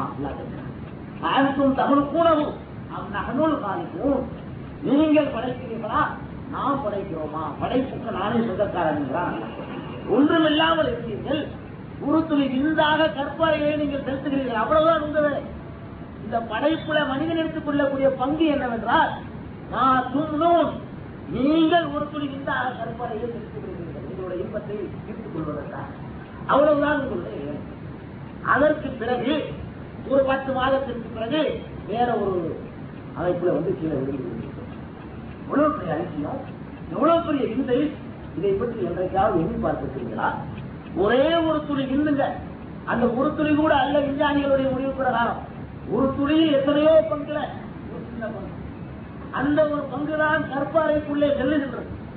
சென்றவுடன் அது வளர வேண்டும் என்பதற்காக, அல்லாஹ் எங்கே என்று கேட்க வேண்டும் என்பதற்காக, அல்லாஹ்வை நாங்கள் வணங்க மாட்டோம் என்று சொல்லுகிறார்களே அவர்கள் உருவாக வேண்டும் என்பதற்காக, அல்லாஹ்வுக்கு எங்களை புரியாது, நாங்கள் கேட்பது அல்லாஹ்வுக்கு புரியாது என்று சொல்கிறார்களே இவர்கள் எல்லாம் உருவாக வேண்டும் என்பதற்காக அந்த ஒரு துளி விந்தை இந்த கருப்பாறையிலே செலுத்தப்பட்ட பிறகு இது வளர வேண்டுமே, இப்படிப்பட்ட பிண்டங்கள் எல்லாம் இந்த உலகிலே வர வேண்டுமே, அதற்காக எவ்வளவு முன்னேற்பாடுகள் செய்கிறார். அதற்கு போய் அவன் உட்கார்வதற்கு ஏற்படுத்திக் கொண்ட அறை இருக்கிறது, ரொம்ப பாதுகாப்பான கற்பாறை. இடியாகட்டும் மின்னலாகட்டும் எதுவும் அதனுடைய வளர்ச்சியை பாதிக்காது. அதன் எல்லா பாதுகாப்பாக எக்ஸ்ரே கருவிகளும் கூட அந்த கற்பாறையை ஊருக்கு செல்ல முடியாது. அவ்வளவு திருட்டனை அதற்குள்ளே கொண்டு போய் வைத்து கொஞ்சம் கொஞ்சமாக அது வளர்ந்து கொண்டே வருகிறது. வளர்வதற்கு எங்கிருந்து உணவு போகும்? காற்று போக முடியாத அறை, வெளிச்சம் போக முடியாத அறை, உணவு வெளியிலிருந்து போக முடியாது. அதற்கு என்ன செய்கிறான்? முன்னேற்பாடாக அந்த கற்பாறையை தாங்கி நிற்கின்ற பெண்ணுக்கு வருகின்ற மாதவிடாயை நிறுத்துகிறான். இது போய் கற்பாறையில் நுழைந்த பிறகு இவனுக்கு இயற்கையாக வந்திருந்த அந்த மாதவிடாயை நிறுத்தி அதுவே அவனுக்கு உணவாக மாற்றப்பட்டு படிப்படியாக அந்த மாதவிடாயிலே தான் இவன் வளர்கிறான். இவனுடைய மூலம் என்னை போல உண்டுமா, நான் எப்படிப்பட்டவன் என்றெல்லாம் ஆணவம் பேசுகிறானே, இவனுடைய அடிப்படை ஒரு பிரிவு. இவன் உண்டு வளர்ந்ததெல்லாம் அந்த மாதவிடாய் ரத்தம் தான், கழிவு ரத்தம் தான். அதைத்தான் இவன் சாப்பிட்டு சாப்பிட்டு கொஞ்சம் சாப்பிடுவதென்றால் அந்த வாய் வழியாக சாப்பிட்டால் இவனுக்கு பிடிக்காமல் வேறு மாதிரி ஏதாவது ஏற்படும் என்று அதற்கு தொப்புள் வழியாக அல்ல கொடுக்கிறான். அந்த குடல் தொப்புள் கூட அதனால அறுத்துக்கிறோம். உள்ள இருக்கிற வரைக்கும் இவனுக்கு வேண்டிய உணவுகள் எல்லாம் அந்த மாதவிடாய் ரத்தங்கள் தொப்புள் குடி வழியாக இப்படி உள்ளே போகிறது. வாய் வழியாக அந்த குழந்தைகள் சாப்பிடுவதில்லை. உள்ளே இப்படி தொப்புள் வழியாக அது உள்ளே சென்று இவனை படிப்படியாக வளர்த்து இவ்வளவு ஏற்பாடு என்று பாருங்கள். அதற்கு ஒரு டீப் பார் ஒரு கணக்கென கொடுத்து இந்த தொடர்பை நிறுத்தி இந்த தொடர்பு அதனை ஜாயின் பண்ணி யாரு பார்க்கிறது? உனக்கு புள்ள வேறுங்கிறதுக்காக எப்படி இந்த டாக்டர் செஞ்சு வச்சாரா? இந்த கணக்கென மாற்றி விட்டது யார்? நீ வளர வேண்டியதற்காக ஏதோ ஒருத்தர் விழுந்து வந்துட்டு முடிஞ்சு போச்சு. வளர வேண்டும் என்பதற்காக இந்த கணக்கினை கட் பண்ணிவிட்டு அங்கே வேற ஒரு கணக்கினை கொடுத்து அதை படிப்படியாக வளர்த்துக் கொண்டு வந்தது யார்? பார்த்திருக்கிறோமா? அதை பற்றி என்றாவது சிந்தித்திருக்கிறோமா? இப்படியே வளர்க்கிறான், கொஞ்சம் கொஞ்சமாக வளர்க்கிறான். வளர்ந்து ஒரு முழுமையான ஒரு கோலத்தை அடைந்த பிறகு வெளியே வர வேண்டுமே, வெளியே வர வேண்டும். இவன் போகும்போது இருந்த அளவிலே இப்ப இல்லை. போகும்பொழுது கற்பறையிலே இவன் போய் நுழைகின்ற நேரத்தில் ஒரு கடுகை விட சின்னஞ்சிறிய பொருளாக இருந்தான். அது மாதிரி பல கோடி மடங்கு பெரிதாக இவன் உருவாகி இருக்கிறான். வர வேண்டும் வெளியே. பகுத்தறிவாளர்களே, இயற்கையாகவே நடக்கக்கூடியது என்று சொல்லக்கூடியவர்களை கொஞ்சம் யோசித்து பாருங்கள். அந்த படைத்த நாயனுடைய வல்லமையை கொஞ்சம் யோசித்து பாருங்கள். இந்த சின்னஞ்சிறிய பாதையிலிருந்து அவ்வளவு பெரிய உருவம் வெளியே வர வேண்டுமானால் எப்படி சாத்தியமாகும்? எப்படி அது வர முடியும்? யார் உங்களை வர வைத்தது? அல்லாஹ் அதற்கும் ஏற்பாடு. அந்த ரஹ்மான் அளவற்ற அருளாளன், அந்த நிகரற்ற பேரன்புடையோ அதற்கும் ஒரு ஏற்பாடு செய்கிறான். இப்படி எல்லாம் எப்படி என்ன ஏற்பாடு செய்கிறான்? உலகத்திலேயே அவ்வளவு வலுவழுப்பான குளவளப்பான திரவம் உருவானதே கிடையாது. அப்படி வளவளப்பும் குளவளப்பும் நிறைந்த ஒரு திரவத்தை அதற்குள்ளே ஒரு பையாக ரெடிமேடாக தாலி வைத்திலே செய்து வைத்திருக்கிறான். இவன் வெளியே வரக்கூடிய நேரம் வரும்பொழுது சரியாக அதை உடைத்து விடுகிறான். அந்த குளவளப்பான திரவமும் கசிகின்றது, இந்த குளத்தையும் வலிக்கிக் கொண்டு வெளியே வந்துவிடும். இவ்வளவு எவ்வளவு பெரிய முன்னறிவான வேலையை ரஹ்மான் செய்து கொண்டிருக்கிறார். பாவிகளா, ரஹ்மான் போதவில்லை என்று சொல்கிறீர்கள். அந்த ரஹ்மானுக்கு நீங்கள் கேட்டீர்களா? என்னை பத்திரமா வெளியே கொண்டு போய் விட்டுவிடு என்று கேட்டீர்களா? கேட்காமலேயே உங்களை வெளியே கொண்டு வந்து தள்ளி வருகிறீர்கள். அந்த ரஹ்மானிடத்திலே நீங்கள் உள்ளே இருந்து கொண்டு பிரார்த்தனை செய்தீர்களா? அல்ல யா முகைத்தீரே என்று அழைத்திருப்பீர்களா? யா சாகுல் அமீரே என்று கூப்பிட்டிருப்பீர்களா? வாய் பேச முடியாமல் ஒரு கையை அசைக்க முடியாத கையறு நிலையிலே சிறைச்சாலை கைதியைப் போல உள்ளே இருந்து கொண்டிருந்த உன்னை வெளியே கொண்டு வர வேண்டும் என்பதற்காக அவளுக்கும் உயிர் பாதுகாப்போடு அந்த தாய்க்கும் பாதுகாப்போடு உனக்கும் கஷ்டமில்லாமல் நீ வெளியே வந்து விட வேண்டும் என்பதற்காக உலகில் எந்த மருத்துவனும் கண்டுபிடிக்காத, எந்த மருத்துவர்களாலும் தயாரிக்கப்படாத இவ்வளவு ஒரு வலுவழுப்பான திரவத்தை கற்பனையிடத்திலே கட்டுகிறதே ஒரு திரவம், அவ்வளவு வலுவழுப்பான திரவம் என்று சொல்கிறார். அதற்கு நிகராக 1000 விளக்கங்கள் கூட இருக்கிறார்கள். அப்படிப்பட்ட வலுவழுப்பான திரவத்தை சுரக்க செய்கிறார். அடுத்த நிமிடமே வலித்துக் கொண்டு வெளியே வர செய்கிறார். அந்த நீரை உரிய நேரத்திலே அவன் உடைய செய்யவில்லையா? என்ன ஆகியிருக்கும்? அதற்கு மேல் உன்னால் ஒரு நிமிடம் கூட அங்கே இருக்க முடியாது. வயிற்றை அறுத்து சித்திரவதை செய்து வெளியே இருக்க வேண்டிய அல்லது வெளியே வந்து குதிக்கின்றானே அந்த நேரத்திலே உன் தாய், உன்னை சுமந்திருக்கின்ற தாய் வேதனை தாழாமல் தன்னுடைய கால்களை கொஞ்சம் முடுக்கிவிட்டால் என்று சொன்னால் சக்தினியாக இருப்பாய். அவ்வளவுதான் உன்னுடைய மண்டை ஓட்டுக்கு கூட பலம் இருக்கு. உன்னுடைய மண்டை ஓட்டுக்கு கூட அவ்வளவுதான் பலம் இருக்கு. ஒரு நசுக்கிற சிக்கினால் இப்படி அல்லாஹ் எங்கே என்று கேட்டிருக்க மாட்டார். அல்லாஹ்விடத்திலே தேவையை கேட்பதற்கு தயங்கிக் கொண்டு வேறு எங்கெங்கோ சமாதி கொண்டவர்களை நோக்கி ஓடிக்கொண்டிருக்கிறாய். அப்படி இருந்திருக்க மாட்டார். ஒரு நசுக்குதான் அவ்வளவு பலவீனமானது. நீ கேட்காமல், நீ கோரிக்கை வைக்காமல், உன்னுடைய எந்த ஒரு முறையீடும் இல்லாமல் சரியான நேரத்தில் திட்டமிட்டு கணக்கு போட்டு வெளியே கொண்டு வந்து தள்ளி அதற்குரிய எல்லா ஏற்பாடுகளையும் செய்து வெளியே கொண்டு வரலாம். கடவுள் இல்லை என்று ஒரு புறத்திலே கடவுள் நிறைய பேர் இருக்கலாம் என்கிறாய், 3 பேர் இருக்கலாம் என்கிறாய், 30 பேர் இருக்கலாம் என்கிறாய். கொஞ்சம் கூட சிந்தித்து பார்க்க வேண்டாம். 3 பேர் இருந்தால் என்ன ஆகியிருக்கும் இந்த நேரத்தில்? ஒருவன் உள்ளே வெளியேற்பான், இப்பவே வெளியே வெளியேற்பான். என்ன ஆகுறது? காடு கொடுக்க முடிக்கிறதா? யோசித்து பாருங்க, சிந்தித்து பாருங்க. அப்ப எல்லா விதமான வாதங்களும் இங்கே அடிபடுது. அம்புசிக்கும் அவளாகும். உங்களை நீங்கள் சிந்திக்க மாட்டீர்களா? உங்களை பற்றி ஆராய மாட்டீர்கள். உங்களை ஆராயுங்கள். ரொம்ப போக வேண்டியது, பெரிய பெரிய ஆராய்ச்சி எல்லாம் போக வேண்டியது. உங்களை ஆராய்ச்சி எவ்வளவு பெரிய ஆச்சரியமாக வெளியே வந்து விழுந்தார்கள். வெளியே வந்தாச்சு. வெளியே வந்தவுடனே வளர வேண்டும் எவ்வளவு ஏற்பாடு வாங்க. இறைவனுடைய வல்லமை அவனை கேட்காமலே தருவதற்கு அவன் ஆற்றல் இருக்கின்ற சமுதாயத்துக்கு புரிய வேண்டும். அது புரியாத காரணத்தினால்தான், இறைவன் வல்லமை புரியாத காரணத்தினால்தான் அவர்கள் தப்பாக தரவுகளை நம்பிக்கொண்டிருக்கிறார்கள். தரவு இல்லாமல் அவன் செய்த காரியங்களை நான் பட்டியல் போட்டுக் கொண்டிருக்கிறேன். நேரடியாக நீ கேட்காமலே அவன் தந்திருக்கின்ற அருட்பணிகளை எல்லாம் நான் புராண வசனத்தின் மூலமாக எடுத்துக் கொண்டிருக்கிறேன். நடுமையோடு வந்திருக்கிறார். வெளியே வந்து விழுந்த உடனே இவனுக்கு சரியான உணவு தேவை. சரியான உணவு தேவை. இது படிப்படியாக வளர்ந்து இப்படி அவன் இருக்க போவதில்லை. ஒரு பெரிய ஒரு திட்டமிட்ட அளவுக்கு அவன் வளர வேண்டும். அந்த உணவை கடையிலே போய் வாங்க வேண்டும் என்ற அளவுக்கு எல்லாம் ஏற்பாடு செய்திருந்தாங்க சொன்னா, ஏழை வீட்டு குழந்தைகள்லாம் க்ளோஸ் ஆகும். சாதாரண தாய்ப்பால் கொடுக்கக்கூடிய இந்த காலத்திலேயே பால் பவுடர்கள் அநியாயமான வரைக்கும் விற்கிறார். தாய்ப்பால்கள் கொடுத்து கொண்டிருக்கக்கூடிய காலத்திலேயே அதுக்கு கடுகளவு நிகராகாது இந்த பால் பவுடர். அந்த ஸ்ப்ரே எந்த ஸ்ப்ரேயா எதுவுமே நிகராகாது. ஒரு சில நேரங்களில் டிமாண்ட் பண்ணிக்கொண்டு மனித உயிர்களை காப்பாற்றுவதற்குரிய அத்தியாவசியமான ஒரு பொருள் அது. தாய்ப்பால் துறக்காத குழந்தைகளுக்கு அதுல கூட விளையாடி கொண்டிருக்கிறான் இந்த மனிதன். அப்படி எல்லாம் குடும்பம் பண்றான். 25 ரூபாய்க்கு விட்டு 40 ரூபாய் டிமாண்ட் கணக்கு இல்லைன்னு சொன்னான். இது குழந்தைகளுக்கு தேவையான உணவாயிற்று என்றெல்லாம் கருணையோடு யோசித்து பார்ப்பவர்கள் ரொம்ப கருணை இல்லை என்று கூட சொல்லலாம். அந்த அளவிற்கு இவன் கொடுமை செய்கிறான். எல்லா குழந்தைகளுக்கும் தாய்ப்பாண்டே ஒண்ணு கிடையாது. இந்த மாதிரி பவுடர் தான் வாங்கி கொடுத்து வளர்க்க வேண்டும் என்றால் என்ன ஆகுறது?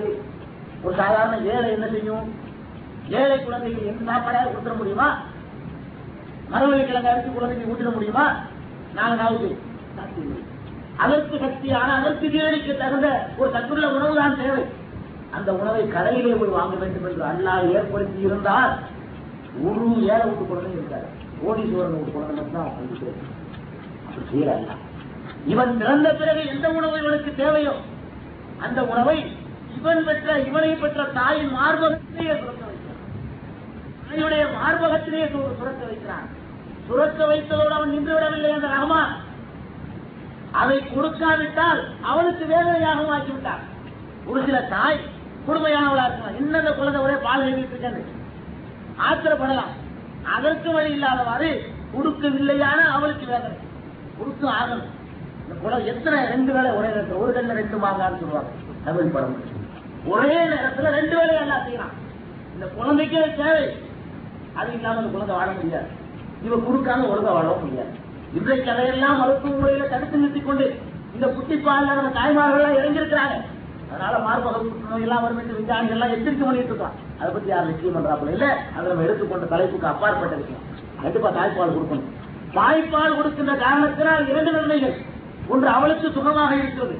2வது, அந்த கர்ப்ப அறையிலே ஏற்பட்ட அந்த காயங்கள், இந்த குழந்தை இருக்கும் பொழுது கர்ப்ப அறைக்குள்ளே அந்த வெப்பத்தினால் ஏற்பட்ட அந்த காயங்கள் எல்லாம் ஆறுவதற்கு இந்த தாய்ப்பாலை கொடுக்க வேண்டும் என்பது விஞ்ஞானிகளுடைய ஆராய்ச்சி பூர்வமான அந்த குழந்தை பல நோய்களை எதிர்த்து போராடுகின்ற சக்தி பெற்றதாக ஆகிவிடும். நோய் வருவது அல்லாஹ்தான்.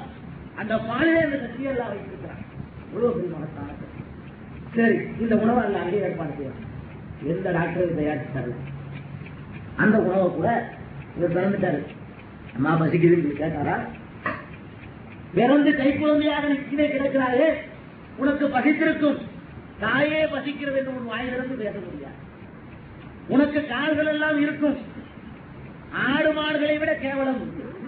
ஆடு மாடுகளாவது அந்த குட்டி போட்ட உடனே சில நேரத்தில் ஓட ஆரம்பிக்கும். சிறிது நேரம் தான் இருக்கு தேவை, குதிக்க ஆரம்பிக்கும். இவர் எந்திரிச்சு நடக்கிறது 2 வருஷம் ஆகும் அல்லது 1 வருஷம் ஆகும். கையினால இருக்குமே தவிர அந்த கையை கால வெட்டிக்கிட்டு கிடக்கலாமே தவிர முதல்ல போய் படுத்து கிடப்பாரு, அப்புறம் குப்புற படுக்கணும், அப்புறம் அந்த கையை தூக்கணும், அப்புறம் எந்திரிச்சு உட்காரணும், அப்புறம் நடக்க ஆரம்பிக்கணும். காலை 6 நிலையில நடக்க ஆரம்பிக்கிறதுக்கு 1 வருஷம் 2 வருஷம் தேவைப்படும். இவ்வளவு மோசமா இருந்து யோசிச்சு பார்க்கணும். காலை இருந்தது, நான் நடக்க முடியும். கை இருந்தது, எதையுமே பிடிக்கல. கையை ஆட்ட தெரியும், எதையுமே பிடிக்க முடியாது. காது கூட இருந்தது, ஒன்னும் கேட்காது 1 வருஷம் வரைக்கும். கண்ணும் இருந்தது, கிட்ட ஒரு பொருளை கொண்டுமா வாடிக்கும் போது கிட்டே இருக்க பார்த்தா அதான் கிட்ட இருக்கும் போதுதான். ஆக இந்த குழந்தை பருவமாக இருக்கிற நீ உனக்கு பசிக்கிறது என்றும் சொல்ல தெரியாது, அல்லது எறும்பு கடிக்கிறது என்றும் சொல்ல தெரியாது, வயிற்று வலிக்கிறது என்றும் சொல்ல தெரியாது, தூக்கம் வருகிறது என்றும் பேச தெரியாது. வாய் இதே நாக்குதான் இருக்கிறது, இதே வாய் தான் இருக்கிறது, எல்லாம் இருக்கு. ஒண்ணுக்கும் உனக்கு முடியல. இப்படி நிறைய கடந்த எல்லாம் இங்கே நினைக்கிறிய அந்த நேரத்தில் உன்னுடைய அந்த பாஷையை புரிந்து கொள்ளக்கூடிய எதற்கெடுத்தாலும் ஒரு அழுகலாம். இந்த அழுகை பாஷையை புரியக்கூடிய சக்தியை உன் தாய்க்கு தந்திருக்காவிட்டால் அப்பொழுதே சகாதா முடிந்து போயிருப்பார். புரிந்து போயிருப்பார். நீ வளர வேண்டும் என்பதற்காக அந்த அழுகை பாஷையை கூட அந்த தாய்க்கு புரிய வைக்கணுங்கிறார். கரெக்டா சொல்லிவிடுவார்கள் தாய்மார். இது பசிச்சு அழுகுது, இது வைத்த வலிச்சுதான் அந்த குழந்தை அழுகுது, இது தூக்கத்துக்கு அழுகுது.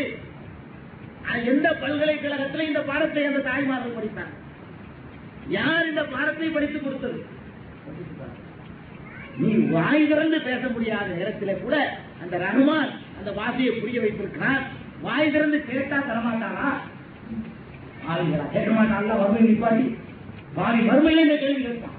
பாவியை கேட்கவே இல்லை, வாய் பேச முடியல, கையேந்தி கேட்க தெரியாது, ஒரு அழுகதான் அழுத.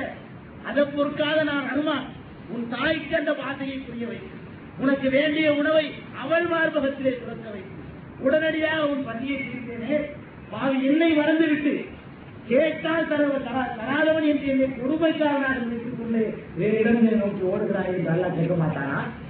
அந்த அப்பாவை நோக்கி, இந்த உள்யாவை நோக்கி, அந்த மகானை நோக்கி, அந்த பெரியாரை நோக்கி ஓடிக்கொண்டிருக்கிற சமுதாயமே கொஞ்சம் யோசித்து பாருங்கள். எந்த குறை கொண்டிருக்கிறார் அந்த அல்லாஹ் இருக்கிறானா? இன்றைக்கு அந்த மாதிரி குழந்தைகள் பிறக்கிறதா இல்லையா? இதுவாக அரிசிய சக்தியில எல்லாம் காட்டிக் கொண்டிருக்கிறாரா இல்லையா? ஒரு காலத்துல அல்லா அப்படிலாம் செய்யலாம், இப்ப இல்லைன்னு சொல்ல முடியாது. இது கூட நாளுக்குள்ள பிறந்திருக்கோம். இது முடிஞ்சு போன விஷயம் இல்லை. கதைகள் அந்த காலத்துல மூத்தாளர்கள் காப்பாத்துறாங்கன்னா அந்த காலத்துல காப்பாத்துறாங்கன்னு சொல்லிடுவீங்க. இப்ப நான் சொல்ற நிதர்சனமா இப்ப நடந்து கொண்டிருக்கக்கூடிய ஆதாரங்கள், ஒவ்வொரு குடும்பத்திலே நடந்து கொண்டிருக்கிற ஆதாரங்கள், எனக்கு நடந்த ஆதாரம், என் பிள்ளைகளுக்கு நடந்து கொண்டிருக்கிற ஆதாரங்கள். கேட்காமல் வாய் திறந்து பேச முடியாமல் கையால் ஓடி போய் நெருக்க முடியாத நிலையில உன்னை தேடி அந்த உணவு வந்தது. அந்த ரஹ்மான் உன்னுடைய அடிமைத்தனத்தை சொல்லி, நீ பழத்தை இல்லை, இப்படியெல்லாம் என்னை படிப்படியா வளர்த்த, நீ தரமாட்டாயா? எனக்கு தந்து விடு, உன்னை விட்டால் நான் எங்கே போவேன்? நீ தராவிட்டால் நான் யாரிடத்திலே போய் கேட்பேன்? நீ முடியாது என்று சொல்லிவிட்டால் வேறு எவனால் தர முடியும் என்று அழுது ஒரு நாள் கேட்டிருக்கோமா? ஒரு நாளாவது கிஞ்சி அந்த நாயகங்களை வண்டிட்டு போமா? இது அல்லாவுக்கு இங்க புரிய போகுது, அல்லாவுக்கு இங்க கேட்க போகுது. யாருக்காவது கனெக்ஷன் கொடுக்க வேண்டியிருக்கிறது. இப்படி இந்த நேரத்தில் யாரோட கனெக்ஷன் கொடுப்பது? எந்த முகாது வைக்கிறேன், எந்த நல்லாவும் ஆனதுக்கு போட எந்த நேரத்தையும் நீ செய்ததில்லை. நீ ஒண்ணும் இல்லாமல் திறந்து கிடக்கிற நேரத்தில் உன்னை வளர்த்தது யார்? சிந்தித்து பாரு. நல்லா கேட்பாரா இல்லையா? மறுபடியும் கேள்வி கேட்டா நீங்கள் என்ன பதில் சொல்வதற்கு தயாராக இருக்கிறீர்கள்? இதற்கு என்ன பதில் உங்களிடத்தில் இருக்கிறது? அதுதான் அதனால்தான் அவன் காக்கிறவர் அல்ல, ரஹ்மான் தான். அது இவ்வளவு செய்த என்னை வந்து அடுத்த இடத்துக்கு போறிய இன்னும் வாகலா இருக்கிறது. இவ்வளவு ரஹ்மான் ஒரு வார்த்தையை சொன்னா, எனக்கு இணை வைக்கப்படுவதை மன்னிக்கவே மாட்டேன். நீ திருடினால் கூட மன்னிப்பான், கொலை செய்தால் கூட மன்னிப்பான். எல்லாம் ஒருவன் படைத்த நாள் இவ்வளவு உபகாரம் செய்யக்கூடிய ஒரு நாயினை விட்டுவிட்டு வேறு இடம் நோக்கி ஓடினால் மன்னிக்கவே மாட்டேன் என்று தன்னுடைய கொடூரத்தையும் கூட அல்லாஹ் சுட்டிப்பார். ரஹ்மான் தான், ரஹீம் தான், அளவற்ற அருளாளன் தான், நிகரற்ற அன்புடையோன் தான், சந்தேகமில்லை. ஆனால் அந்த ரஹ்மத்தை நீ புரிந்து கொள்ளவில்லையானால், அந்த பேரருளை நீ சரியாக மதிக்கவில்லையானால், அதற்கு நன்றி கடன் செலுத்தவில்லையானால் அவன் ஜப்பாராகவும் இருக்கிறான், அவன் கஹாராக இருக்கிறான். அப்படிப்பட்ட கோபக்காரன் அல்ல ஒரு வகையில். இந்த ரஹ்மத்துகளை புறக்கணிக்கின்றது. ஆக நீ பிறந்து கீழே விழுந்து விட்டாய். உன்னுடைய அழகையை புரிய வைக்கிறான், உனக்கு தாய்ப்பாலை தருகிறான், உனக்குள்ளே பலவிதமான அதிசயங்களை நிகழ்த்திக் கொண்டே இருக்கிறான். ஒன்றல்ல இரண்டல்ல, பட்டியல் கொண்டு சொல்ல முடியாத விஷயங்கள். இதை விட ஒரு பேரதிசயத்தை நீங்கள் பார்க்கலாம். இந்த குழந்தை வளர்ந்து கொண்டே வருகிறானே, வரும்பொழுது இவனுடைய தந்தை இது போன்ற வெள்ளையான ஆடை அன்னைக்கு கொண்டு உட்கார்ந்து வெள்ளை சட்டை, வெள்ளை அன்னைக்கு தான் பலவுக்கு போயிட்டு வந்தது. இந்த ஆடையை யாராவது கொண்டு வந்து ஏதாவது ஒரு பொருளை சிந்திவிட்டார்கள் என்று சொன்னார். ஒரு சாம்பார் வச்சுக்கிறவங்க, அசிங்கமான பொருளுக்கு போவாங்க. ஒரு சாம்பாரை இந்த ஆடையில எவனாவது சிந்திவிட்டால் எனக்கு எவ்வளவு ஆத்திரம் வரும், எவ்வளவு கோபம் வரும். சாம்பார் ஒன்று அசிங்கமான பொருள் இல்லை, சாப்பிட்ற பொருள் தான். வெள்ளையான ஒரு உடை, இதுல வந்து ஒருத்த வந்து ஒரு தெருவில் போற ஒருத்த சாம்பாரை கொண்டாந்து கொட்டிட்டான். எவ்வளவு கோபம் வருது, எவ்வளவு ஆத்திரம் வருது.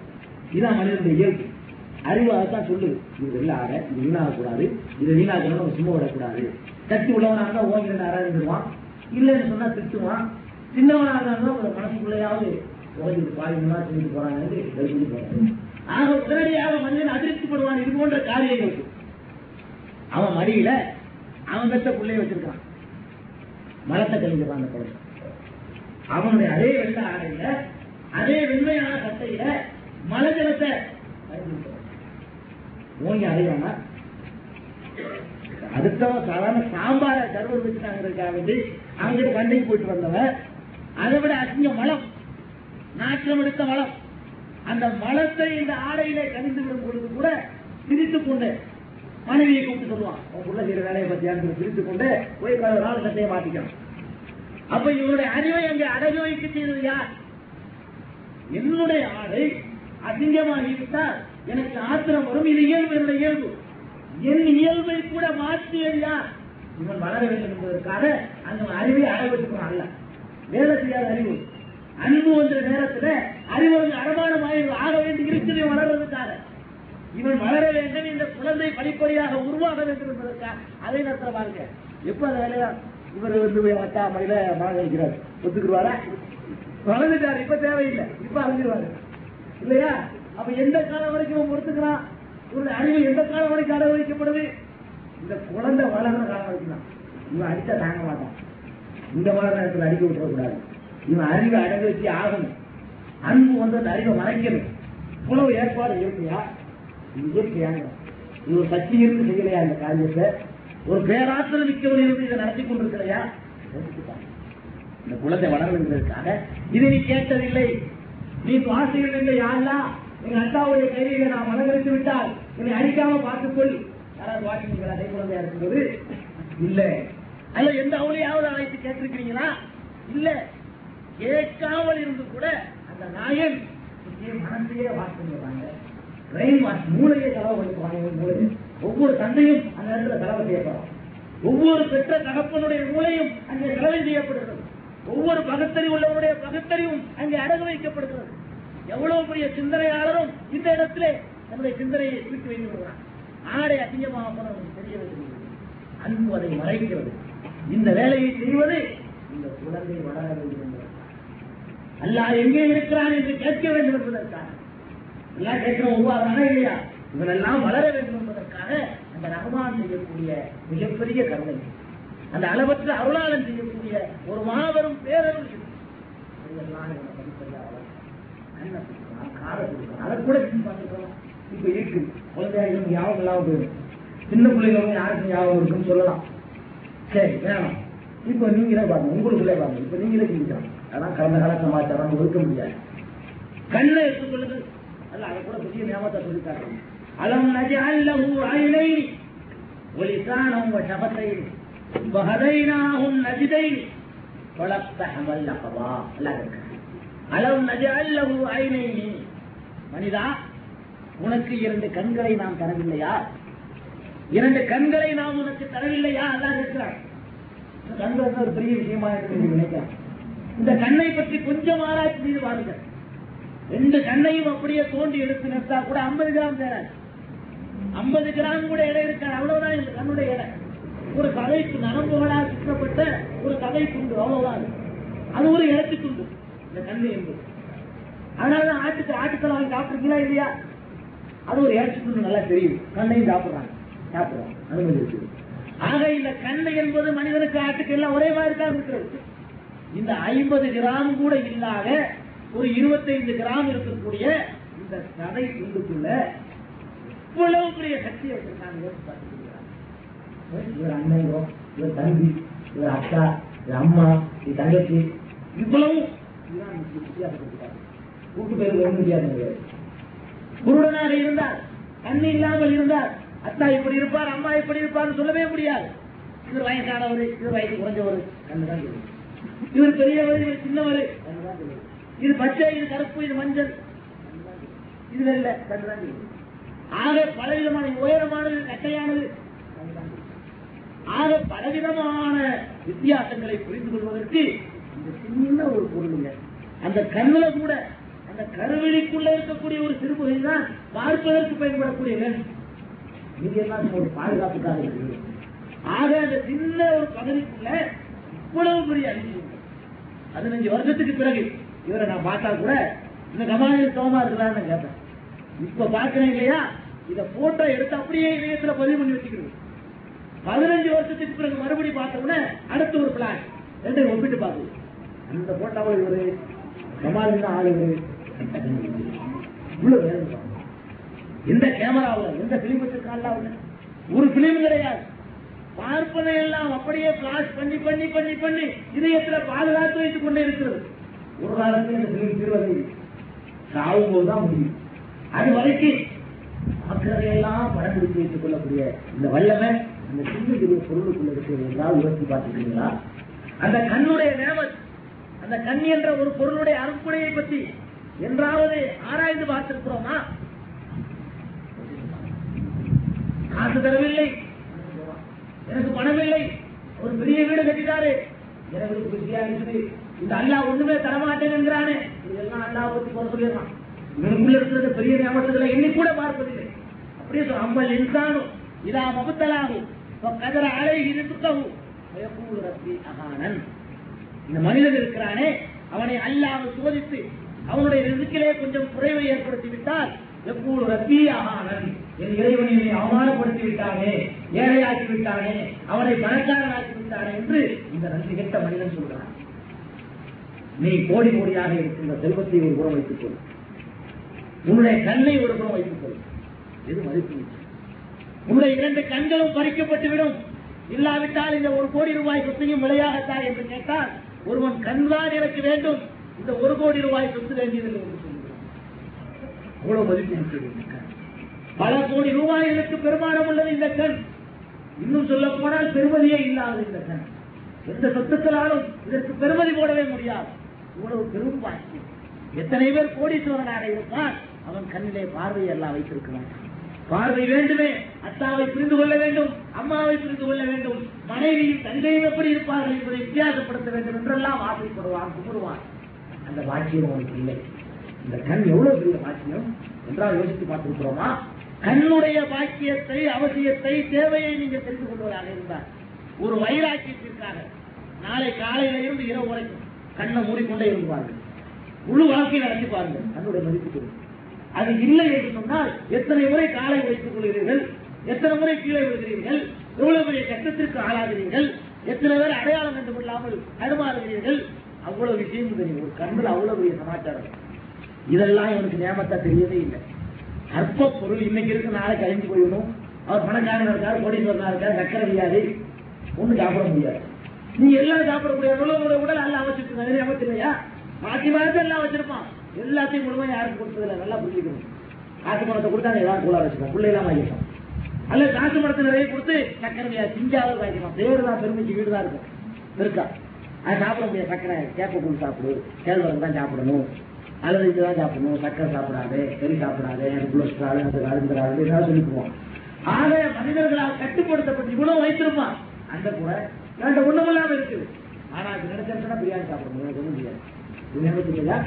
என் உடலை எல்லாத்துக்கும் தகுதி வாய்ந்ததை ஆக்கி வச்சிருக்கிற நியமத்தா தெரியலையா? இந்த காசு பணம் மட்டும்தான் இவன் பார்வையில நியமத்தா தெரியும். அற்ப பொருள் இந்த காசு. இந்த காசு பணங்கள் ரொம்ப ரொம்ப அற்பமானது. இதையெல்லாம் விட பெரிய நியமத்துகள் இவனுக்குள்ள அடங்கியிருக்கிறது. அதை பத்தி யோசிக்கிறது அல்ல. ஒண்ணுமே தரலைங்க, இவ்வளவு பெரிய பாக்கியம் இருக்கு. ஒண்ணுமே தரலை என்று சொல்றாங்க. அந்த வாய் அது பாக்கியம் இல்லையா? ஒண்ணுமே தரலைன்னு சொல்றாங்க. அதுக்கு பயன்படக்கூடிய நாவு இருக்கிறது, அது எவ்வளவு பெரிய பாக்கியம். அலம் நஜஅல்லஹு ஐனைனி வ லிசானன் வ ஷஃபத்தைனி. ஒரு நாவையும் 2 உதடுகளையும் இந்த மனிதனுக்கு நாம் தரவில்லையா? ஒரு நாவை தந்திருக்கிறோம், 2 உதடுகளை தந்திருக்கிறோமே, அதை பற்றி சிந்தித்து பார்த்துருந்தா நாவுங்கிறது இல்லைங்க, ஒரு சின்ன கதை துண்டு, ஒரு பெரிய விஷயம் கிடையாது. நாவுங்கிறது ஒரு இறைச்சி துண்டு, வேற ஒண்ணும் கிடையாது. அந்த கதை துண்டுல நடக்கிற விந்தைகளை எல்லாம் நீங்க என்னைக்காவது எண்ணி பார்த்திருக்கீங்களா? இந்த மனுஷனுக்கு இருக்கிறதை விட எருமை மாட்டுக்கு பெரிதாக இருக்கிறது நாக்கு. மனிதன் அசைப்பது போன்றே அவைகளும் தங்கள் நாவை அசைக்கின்றன. இவன் அசைச்சா என்னமோ நமக்கு புரியுது, எருமை மாட்டை அசைச்சா ஒன்றும் புரியாது. வாசைகள் இந்த நாட்டில இருந்தா உற்பத்தி ஆகும், அந்த நாட்டில இருந்து வரல. இதே காரியம் அங்கே நடக்குது. எருமை மாடுகளை நாக்கு அசைத்து பார்க்கிறது, பசுமாடுகள் அசைக்கின்றன. அங்கிருந்து பாஷைகள் உருவாவதில்லை. இவன் அசைச்சா மட்டும் பாஷை உருவாகுது. அது பாஷையில எத்தனை வகை? ஒரு சைக்கிள் அசைக்கிறான், அதுக்கு பேர் மலையாளம். இன்னொரு சைக்கிள் அதே ஆச்சுனான், அதுதான் தமிழ். அதை இன்னொரு மாதிரி அசைக்கிறான், அதுக்கு பேர் ஆங்கிலம். இன்னொரு மாதிரியா அசைக்கிறான், அது சமஸ்கிருதம், இது அரபி. இன்னும் பெரிய அதிசயமா இல்லை. ஒரு சின்ன ஒரு நாக்கு, ஒரு சதை துண்டு. நீங்க வேண்டா கையில ஒரு சதை துண்டு எடுத்துக்கிறீங்க, இப்படி அசைச்சு வாங்கின ஏதாவது வருதான் பார்ப்போம். வருமா? இல்ல. அதெல்லாம் வர வைக்கிறேன் பாருங்க. இப்படின்னா அது ஒரு பாஷை, இப்படின்னா இது ஒரு பாஷை. ஒரு பாஷைக்குள்ள எவ்வளவு வேறுபாடு பாருங்க. அறிவு கட்டவனே அப்படின்னு அதுக்கு நான் அப்படிதான் செய்யறேன். அவரு கோபம் வருது. என்னங்க சோமா இருக்கிறீங்களா? சோமா திருப்பி வருது. ஒரே நாட்டுல ஒரே பாஷை, ஒரு மாதிரி அசைச்சுட்டானா அடி விழுவுது. இன்னொரு மாதிரி அசைச்சான்னு சொன்னா சந்தோஷமா வரவேற்பு உபசரிப்புதான் இருக்கு. ஒரு சின்ன கதை எவ்வளவு பெரிய வீரரை பற்றி யோசிச்சு பார்த்தோமா? இதை யாருமா ஏற்படுத்தினது? இந்த சக்தி யாரு கொடுத்தது? நாம் உனக்கு இந்த நாவை தரவில்லையா? நாம் தந்தோடு காட்டுறதுக்கு தான் அல்ல ஒன்று ஊமையா வச்சிருக்கான். இது இயற்கையா உள்ளது. இயற்கையா தான் அதே நாட்கள் இருக்கு, ஊமை இருக்கு. ஊமை வேற நாக்கா இருக்குது. ஊமையாக இருப்பவனுக்கு இதே நாட்களா இருக்குது. அவனுதான் அசைக்கிறான், வரல நான் செய்யறேங்கிறான். அதுதான் ஒருவர் ஊமையை வச்சிருக்கான். ஊமை இல்லாதவன் பாடம் படிச்சிருக்கா. அலம் நஜஅல்லஹு ஐனைனி வ லிசானன். உனக்கு ஒரு நாவை நாம் தரவில்லையா? அந்த நாவலை எவ்வளவு பாட்டை பிடிக்கிற பாட்டுங்கிறான், பாட கர்நாடகமா இருக்குங்கிறான். எவ்வளவோ விஷயங்கள் இந்த நாவனால நடந்து. ஒருவேளை நாவுக்கு இனிக்கிறதா, நாங்கள வச்சு பார்த்து இன்னொரு வச்சுட்டு குளிக்கிறதா, இன்னொரு மாதிரி அதே வச்சுட்டு கசக்குதுங்க, இது உப்பு கசமா இருக்குங்க.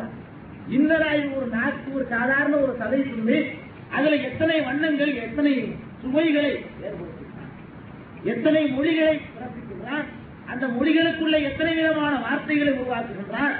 இவ்வளவு ஒபி அம்புதிக்கும் ஒன்னை சிந்தித்து பாரு. கடவுளை பார்க்கலாம். ஒபி அம்புதிக்கும் உன்னை சிந்தித்து பார். அவளா சிந்திக்கிறோம், சிந்தித்து பார்க்க வேண்டாமா? அது கூட கை காலை எல்லாம் அப்படித்தான். என்னென்னமோ பொருள்களை எல்லாம் சாப்பிடறான் மனிதன். எவ்வளவோ அதிசயமான உணவுகளை எல்லாம் உள்ள தள்ளிக்கொண்டே இருக்கிறான். அவ்வளவு ஜீரணமாக இருக்கக்கூடிய ஒரு பெரிய புளிச்சாலை உள்ள இருக்கு. புளிச்சாலை உள்ள இருக்குங்க. இங்க நிமிடம் சாப்பிட வருதுன்னு வச்சுக்கலாம். அவ்வளவுதான் இவனுடைய கண்ணோட்டம். சாப்பிட்டோம், அது அவன் முடிஞ்சிருச்சு. வேலைக்கு போனோம், அது முடிஞ்சு போச்சு. இவ்வளவுதான் நினைக்கிறான். அது எப்படி அப்படி போன, இது இப்படி போனது எப்படி அப்படி வருது சிந்திக்கிறதே இல்லை. உள்ள போகும்போது வேற மாதிரியா போனது, ரொம்ப இன்ட்ரெஸ்டாக விருப்பத்தோட. வெளியே வரும்போது என்னவோ ஒரு மாதிரியா மூக்கையெல்லாம் போட்டுக்கிட்டு வெளியே வர்ற. இவ்வளவு பெரிய விந்தைகள், இவ்வளவு பெரிய அதிசயங்கள் எப்படி ஏற்படுது? உள்ள என்ன இருக்குது? ஒரு ரப்பர்னால ஆகக்குள்ள ரப்பர் இல்ல, கதைதான். ரப்பர் மாதிரி ஒரு வெள்ளியை பொறுத்த ஒரு உடல் வச்சுக்கிறாங்க, அவ்வளவுதான். இதுக்குள்ள நீ போடக்கூடிய எந்த உணவுப் பொருட்களாக இருந்தாலும் பல வகையா பிரிக்கும். குளுக்கோஸ் ஒரு பக்கம், மனுஷனுக்கு தேவையா அதை எடுத்துக்கணும். ரத்தம் அது ஒரு பக்கம், அதுல உள்ள நீர் சத்தை எல்லாம் பிரிச்சு அது இன்னொரு பாதையில எடுத்து சிறுநீர், அதுக்கப்புறம் அரைப்புறம் கழிவுகள் எடுத்து மலம். ஒரு உள்ளுக்குள்ள இருந்து கொண்டு அன்றாட வேலை செய்து கொண்டே இருக்கிறது. ஸ்ட்ரைக்கே கிடையாது, ஒரு நாளைக்கு ஸ்ட்ரைக் கிடையாது. காவல்துறைக்கெல்லாம் வேலையே கிடையாது உள்ளுக்க. அது மாட்டுக்கு ஆட்டோமேட்டிக்காக செய்யாமல் நீ எதை சாப்பிட்டாலும் அதை அரைச்சி வெளியே தள்ளுவது.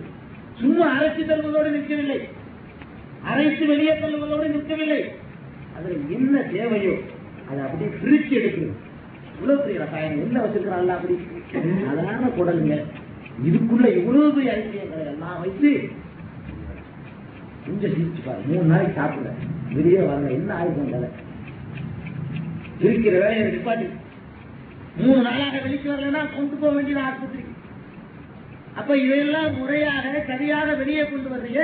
நீ என்னைக்காவது துவா கேட்கிறியா? இல்ல அன்றாட எனக்கு வெளியே போறதுக்கு உள்ள வாய்ப்பு சரியா செஞ்சிருந்து கேட்டிருக்கியா?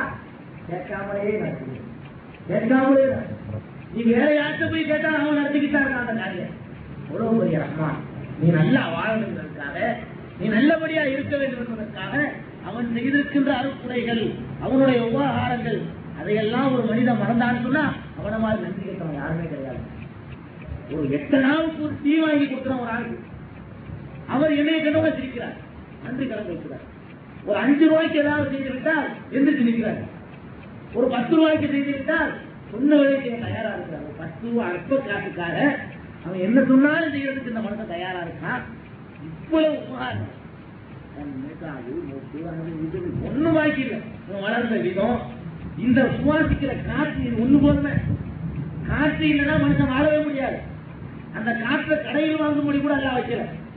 அதை ஒரு இடத்துல ஒண்ணு அடக்கி விட்டு அந்த இடத்துக்கு காற்று வாங்குறதுக்கு எல்லாரும் போகணும்னு வைக்கல. சொல்லுவது காற்று வாங்க போறோம், காற்று வாங்க போக வேண்டியது இல்லை. நீ காற்று இல்லாட்டி வாழவே முடியாதுங்கிறதுனால அந்த காற்று நீ இருக்கிறதுக்கு தேடிட்டு வர சொல்றோம். எங்க இருந்தாலும் காற்று இல்லாத உனக்கு தேவையானதை சுவாசிப்பதற்காக கடையில காற்று வாங்கிதான் எல்லாரும் வாழணும்னு சொன்னா காற்று வாங்குற சூழ்நிலை இல்லாம போயிடும். அந்த காற்றை விலை கொடுத்து வாங்காத அளவுக்கு நீ இருக்கிற இடத்திலேயே அந்த காற்றை கொண்டாந்து உனக்கு தேவையானதை எல்லாம் இங்கிருந்து உப்பு தண்ணி எடுத்துட்டு போறான் மேல, அதை குடிக்கிறதுக்கு மதுரமான தண்ணீர் ஆக்கி எங்க தேவையோ அந்த அளவுக்கு அதை சேமிக்க வைக்கக்கூடிய சக்தியை மண்ணுக்குள்ள வைக்கலாம். மறுபடியும் வீட்டுல இருந்து மறுபடியும் வெளியே கொண்டு வரலாம். எவ்வளவு ஹிக்மத்துகளை, எவ்வளவு அருட்குடைகளை இந்த பூமியின் மீது பொறிந்து இந்த மனுஷனுக்காக, அல்லாஹ் இருக்கிறானா என்று கேட்கிற மனுஷனுக்காகவும், அல்லாஹ் பல பேர் இருக்கிறான் என்று சொல்லக்கூடிய மனுஷனுக்காகவும், இன்னும் பலவிதமான கொள்கைகளையும் கோட்பாடுகளையும் கொண்ட மனிதர்களுக்காகவும் இவ்வளவு வேலைகளையும் அந்த ரஹ்மானை புரிஞ்சுக்கிறாருனாலதான் இவ்வளவு சரி, இவ்வளவு குழப்பம். அதான் அல்ல புரிய சொல்றோம்.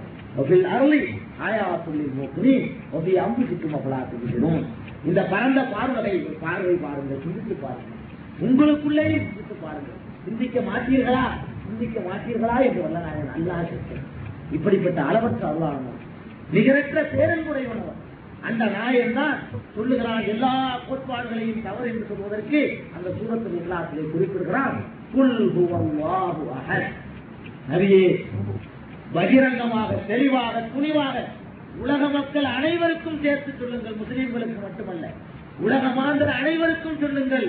அல்லாஹு அஹத். அல்லாஹ் என்பது ஒருவன் தான். பல அல்லாஹ்கள் இருக்க முடியாது, பல கடவுள்கள் இருக்க முடியாது, இருக்கக்கூடாது. இருந்தால் இது உலகமாக இருக்காது. அல்லாஹு அஹத். அல்லாஹ் ஒருவன் தான். ஒருவன் என்றால் எப்படிப்பட்ட ஒருவன்? அல்லாஹு சமத். அவன் எந்த தேவையும் இல்லாதவன். நல்லா கவனிக்கணும். அல்லாஹு சமத், அவன் எந்த தேவையும் இல்லாதவன். அவனை நெருங்குவதற்கு பூஜை பொருள்கள் தேவையில்லை. இந்த பள்ளியாசல்லையாவது வாழைப்பழம் வாங்கிட்டு உள்ள உள்ள சொல்றாங்களா? இறைவனை வணங்குவதற்கு இல்லை. நீங்க போனா பள்ளியாசல்ல ஊசியெல்லாம் தண்ணிகள்லாம் வச்சுட்டு கூப்பிடுறாங்க. இவன் கொண்டு போறது இல்லை. அவ்வளவு செலவுகள் இந்த காலத்துல ஏற்பட்டு போச்சு, நாகரிக காலத்துல. அல்லாஹு சமத், அவனை போய் அடைவதற்கு, அவனிடத்திலே கேட்பதற்கு முதல் தகுதி தேவையற்றவனாக இருக்க முடியும். தேவை உள்ள யாரையும் கேட்கவே முடியாது. கேட்பதா இருந்தால் அவனுக்கே முதல்ல தேவை இருக்கிறது. நான் போய் உண்டியல்ல காசு போட வேண்டியிருக்குன்னா நான் கடவுள், அவனுக்கு ஏண்ட வாங்கிக்கலாம். எனக்கு கடவுளாக இருப்போன் எனக்கு தருபவனாக இருக்க வேண்டும். அதான் கடவுள். கடவுள் என்னிடத்திலே வாங்குபவனாக இருக்கக்கூடாது. நீ ஏதாவது கொண்டாந்து எனக்கு தாய் என்று சொல்பவன் கடவுளாக இருக்க முடியாது. கடவுளுடைய முதல் இலக்கணம் சமர். எவ்வித தேவையும் இல்லை. அவனுக்கு மெழுகுவர்த்திகள் தேவையாக இருக்கக்கூடாது, சர்க்கரைகள் தேவையாக இருக்கக்கூடாது, ஊதுபத்திகள் தேவையாக இருக்கக்கூடாது, வேறு எந்த ஒரு பொருளும் அவனுக்கு தேவையாக இருக்கக்கூடாது. அல்லாஹு சமர். எந்த தேவையும் இருக்கக்கூடாது. தேவையில்லாத மட்டுமல்ல, அவனை நெருங்குவதற்கு கூட எதுவும் தேவையாக கூடாது. நீ கேட்கணுமா, ஒரு பெரிய ஆளை கூட்டிட்டு வா, அப்பதான் நான் கேட்பேன் அப்படிங்கிற தேவை உனக்கு. சமதில் அடிபட்டு போயிருந்து எல்லாம் சுகத்துக்கு எல்லாத்த ஒழுங்கா அழிவிட்டா போதுங்க. இந்த சிறுக்கு எல்லாம் அடிபட்டு போயிடும். அல்லாவுக்கு ஒரு தேவையும் இல்லை. வக்கீல் தேவையா, அல்லாஹு சமத், ஒரு தேவையும் இல்லாத. கணக்கு தேவையா, அல்லாஹு சமத், ஒரு தேவையும் இல்லாத. ஒரு தேவையும் இல்லை.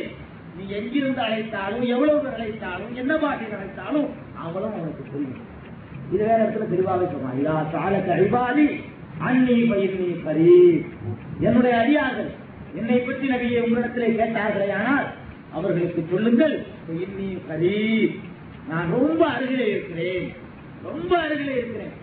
அருகிலே என்றால் உன்னுடைய கண்ணை பார், என்னுடைய வல்லமைகள் அருகில் இருக்கிற கொண்ட கருத்து, அவனுடைய வல்லமைகள் நமக்கு ரொம்ப அருகிலே இருக்கிறது. இன்னி கரீப், நான் வெகு அருகிலே இருக்கிறேன். உஜீபு தாவத்தாய் இல்லாதான், யாராவது என்னை அழைத்தான் என்றால் அந்த அழைப்புக்கு நான் பதிலளிக்கிறேன். என்னிடத்திலேயே அவர்கள் பதிலை தேடட்டும். என்னையே அவர்கள் விசுவாசம் கொள்ளட்டும். அப்போதுதான் அவர்கள் நேர்வழி பெறுவார்கள் என்று அல்லாஹ் சொல்லி காட்டுகிறார். அவ்வளவு அருகே இருந்து கொண்டிருக்கிறான். இன்னொரு இடத்தில் குறிப்பிடுகிறான், விடரி நரம்பை விடவும் நாம் அருகே இருக்கிறோம், விடரி நரம்பை விடவும் நெருக்கத்திலே இருக்கிறோம் என்று அல்லாஹ் சொல்லி காட்டுகிறான். உன்னுடைய எல்லா பிரார்த்தனைகளையும் எங்கிருந்து கேட்டாலும், உன்னுடைய இறைவன் தூங்கக்கூடிய இறைவன் இல்லை. நாமத்தில் கேட்டா என்ன ஆகுறது, அவர் எங்கேயாவது பள்ளி கொண்டிருந்தார் சொன்னா நம்முடைய பிரார்த்தனை யார் கேட்பார் என்றெல்லாம் நினைக்காதே. அவனுக்கு அகதியும் இல்லை, தூக்கமும் இல்லை. நீ நள்ளிரவுல இருந்து கொண்டு உலகமெல்லாம் உறங்கிக்கிட்டு இருக்கக்கூடிய நேரத்தில் இருந்து கொண்டு யாரெல்லாம் என்றால் கேரளா தருகிறேன் என்று சொல்றான். உங்களுடைய இறைவன் கேட்டால் தருவன் மட்டுமல்ல, கேட்காவிட்டால் கோபப்படக்கூடியவன். உங்களுடைய இறைவன், நம்முடைய இறைவன் கேட்டால் தூக்கி தருவன் மட்டுமல்ல, அதற்கு ஒருவர் வேலை போய் ஏண்டா என்னிடத்தில் கேட்கவில்லை என்று கேட்டார். உங்களிலே கேட்போர் உண்டா, என்னிடத்திலே யாசிப்போர் உண்டா, நான் தருகிறேன் என்று சொல்லக்கூடியவன். அப்படிப்பட்ட ஒரு மகா பெரிய ரஹ்மான் அவன் சமர். இவர்கிட்ட ஒரு தேவையும் கிடையாது. அவனுடைய ஒரே விருப்பம் நீங்கள் எல்லாம் அவனிடத்திலே கேட்கணும். உழவு செஞ்சவன் எல்லாம் செய்வான். உங்களுடைய அவ்வளவு பிரார்த்தனைகளை அங்கேயே வைக்கணும். அவ்வளவு நேர்த்திகளும் அவனுக்காக செய்யப்படணும். அவ்வளவு கோரிக்கைகளும் அங்கேயே கொண்டு போய் வைக்கப்பட வேண்டும். அல்லாஹ் வந்து பலவீனப்பட்டவன் அல்ல. அல்லாஹ் தன்னுடைய ஹசானா முடிந்து போய்விடவில்லை. ஹசானா காலியாயிடுச்சுன்னு அடுத்தடுத்து போறாங்க. ஒரு ஆட்டை வாங்கிட்டு இருக்க ஒரு பணக்காரர்கிட்ட முடிஞ்சு போச்சு. அந்த ஆட்டை பேங்க்ல அக்கௌண்ட்லாம் குளோஸ் ஆயிடுச்சு. சரி அடுத்த ஆட்டை போனான்னு போறான். அவனுடைய ஹசானா குறைஞ்சு போட்டான். அல்லாவுடைய ஹசானா குறைந்து போய்விட்டதா, என்ன தேவை வந்து அடுத்த ஆட்டை பொறுத்தது. அந்த பெரியார் இந்த பெரியார்த்தை கேட்க வேண்டிய அவசியம் என்ன வந்து விட்டது. ஒன்று, அந்த அல்லாஹ் செவிடனாக இருக்கணும். அப்படியா நீங்க கேட்கறது விலங்கா நீங்க நம்புறீங்களா? அப்படியாதான் குரான் மறுக்கிறீங்க. செவியேற்க வந்து அல்லாஹ் சமைச்சு அப்ப எல்லாவற்றையும் கேட்டுக்கொண்டிருக்கிறான். அழகா கேட்கலாம். அதை கேட்டா சங்கடப்படுறவனா, கேட்காட்டி சங்கடப்படுறாங்க. நம்முடைய ரப்பு கேட்டால் சங்கடப்படுவோம். ஒரு பணக்காரன் போய் தினம் கேளுங்க, ஏன்னா இதே வேலையா போச்சு பெரிய தொந்தரவா இருக்குமா. பணக்காரன் பெரிய வல்லல் எடுத்துக்குவோம். தினம் ₹100 கேளுங்க பார்ப்போம். பெரிய தொந்தரவா இருக்கு, தனியா இருக்கு, பரவாயில்ல சரியில்லை அப்படிமா. கேட்டால் சங்கடப்படக்கூடியவன் நல்ல ரப்பு. கேட்காவிட்டால் கோபப்படும். நல்லம் எத்தால் இல்லாத எவ்வளவு பாலை. யார் அல்லாஹ்விடத்திலே கேட்கவில்லையோ அவன் மீது அல்லாஹ் கோபப்படுகிறான். பெருமானார் ஸல்லல்லாஹு அலைஹி வஸல்லம் கேட்காவிட்டால் கோபப்படக்கூடிய ரப்பு. ஹசானா காலியானவனா அதுவும் இல்லை. ஹசானா காலியான மாதிரி எடுத்துட்டு போகலாம். நிறைஞ்சிருக்கு. இன்னும் செய்யும் இல்லா இந்த நான் ஹசாயினது. எந்த பொருளாக இருந்தாலும் நம்ம ஹசானாவை எழுதிக்கிட்டே இருக்கிறாங்க. ஏன் இதை ஆறாக செய்யும் பொருளை ஒப்புள் பயக்கும். எதையாவது உற்பத்தி செய்ய நாடினால் ஆக என்றால் ஆகிட்டு போகுது. அவ்வளவுதான் அவருடைய ஹசானா. பெரிய வேலை சேர்த்து வைக்க வேண்டியதில்லை. அப்ப இவ்வளவு பெரிய வல்லம் இருக்கு.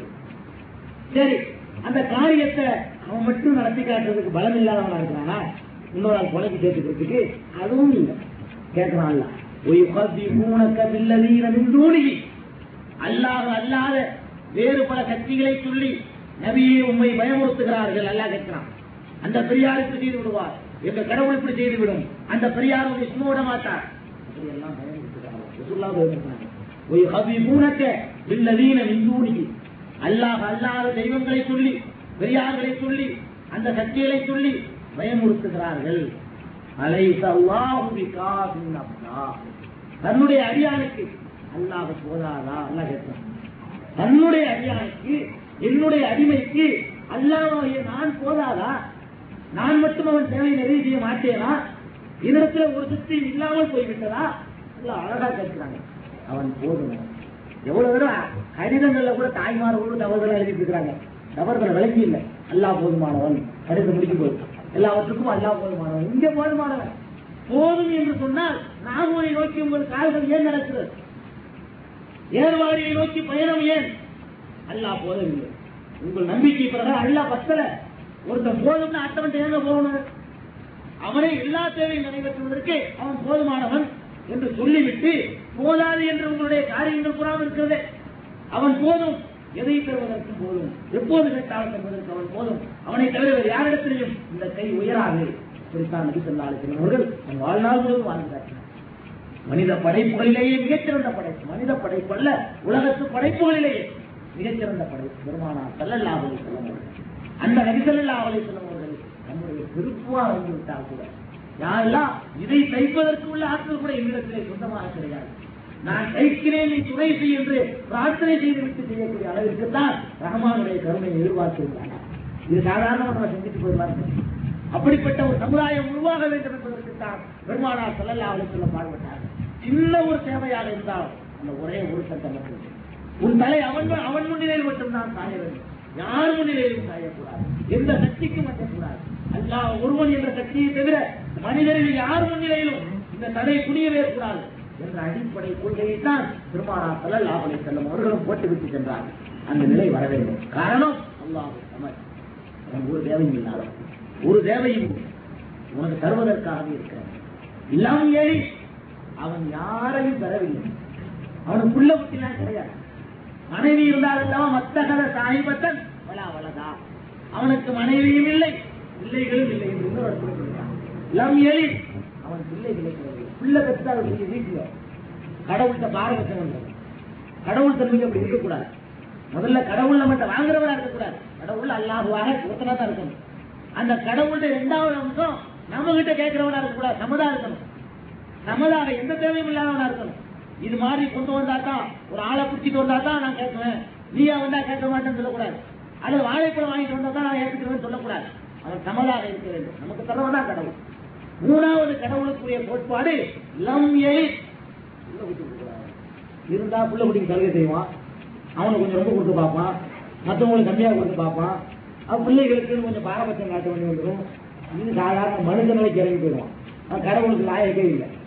அப்ப லம் எலிட், கடவுளாக இருப்பவன் எந்த பிள்ளைகளுக்கும் தந்தையாக இருக்கக்கூடாது. அது மட்டும் இல்லாமல் அவனுக்கு ஒரு மனைவியும் இருக்க வேண்டும் பிள்ளை என்று சொன்னார். மனைவியோடு சல்லாபித்து இருக்கிற நேரத்தில் அல்லாஹ் என்னை காப்பாற்றுன்னு சொன்னா ஆத்திரப்பட்டு போயிடுவான். என்னடா எந்த நேரத்தில் இருக்குன்னு தெரியாம.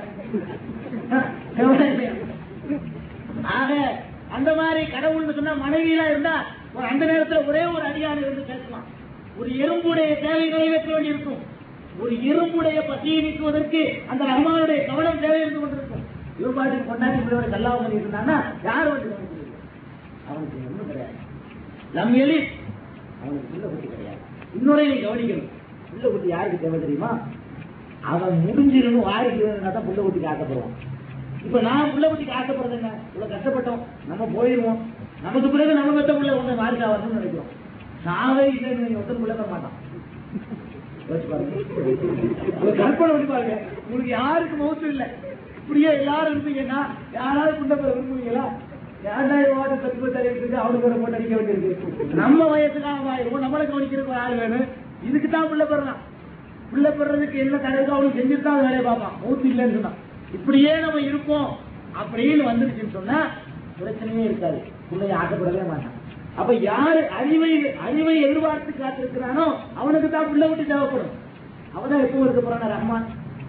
உலகத்தை எல்லாத்தையும் அழைத்து கேட்பான இவனுடைய முழுக்குள்ளியோ யாருக்கப்பா இன்றைக்கு அதிகாரம் இருக்கிறது? என்னுடைய வீடு, என்னுடைய உலகம், என்னுடைய காரு, என்னுடைய மாடி என்று சொன்னீர்களே, இவனில் முழுக்குள்ளியோ எவனுக்கு இருக்கிற அதிகாரம் என்று உலகத்தையெல்லாம் அழிச்சு முடிச்சு எல்லாம் கேட்பான். யாரு வச்சு வருது? புத்தம் சொல்ல மாட்டான், அவனே சொல்லிக்குவான்.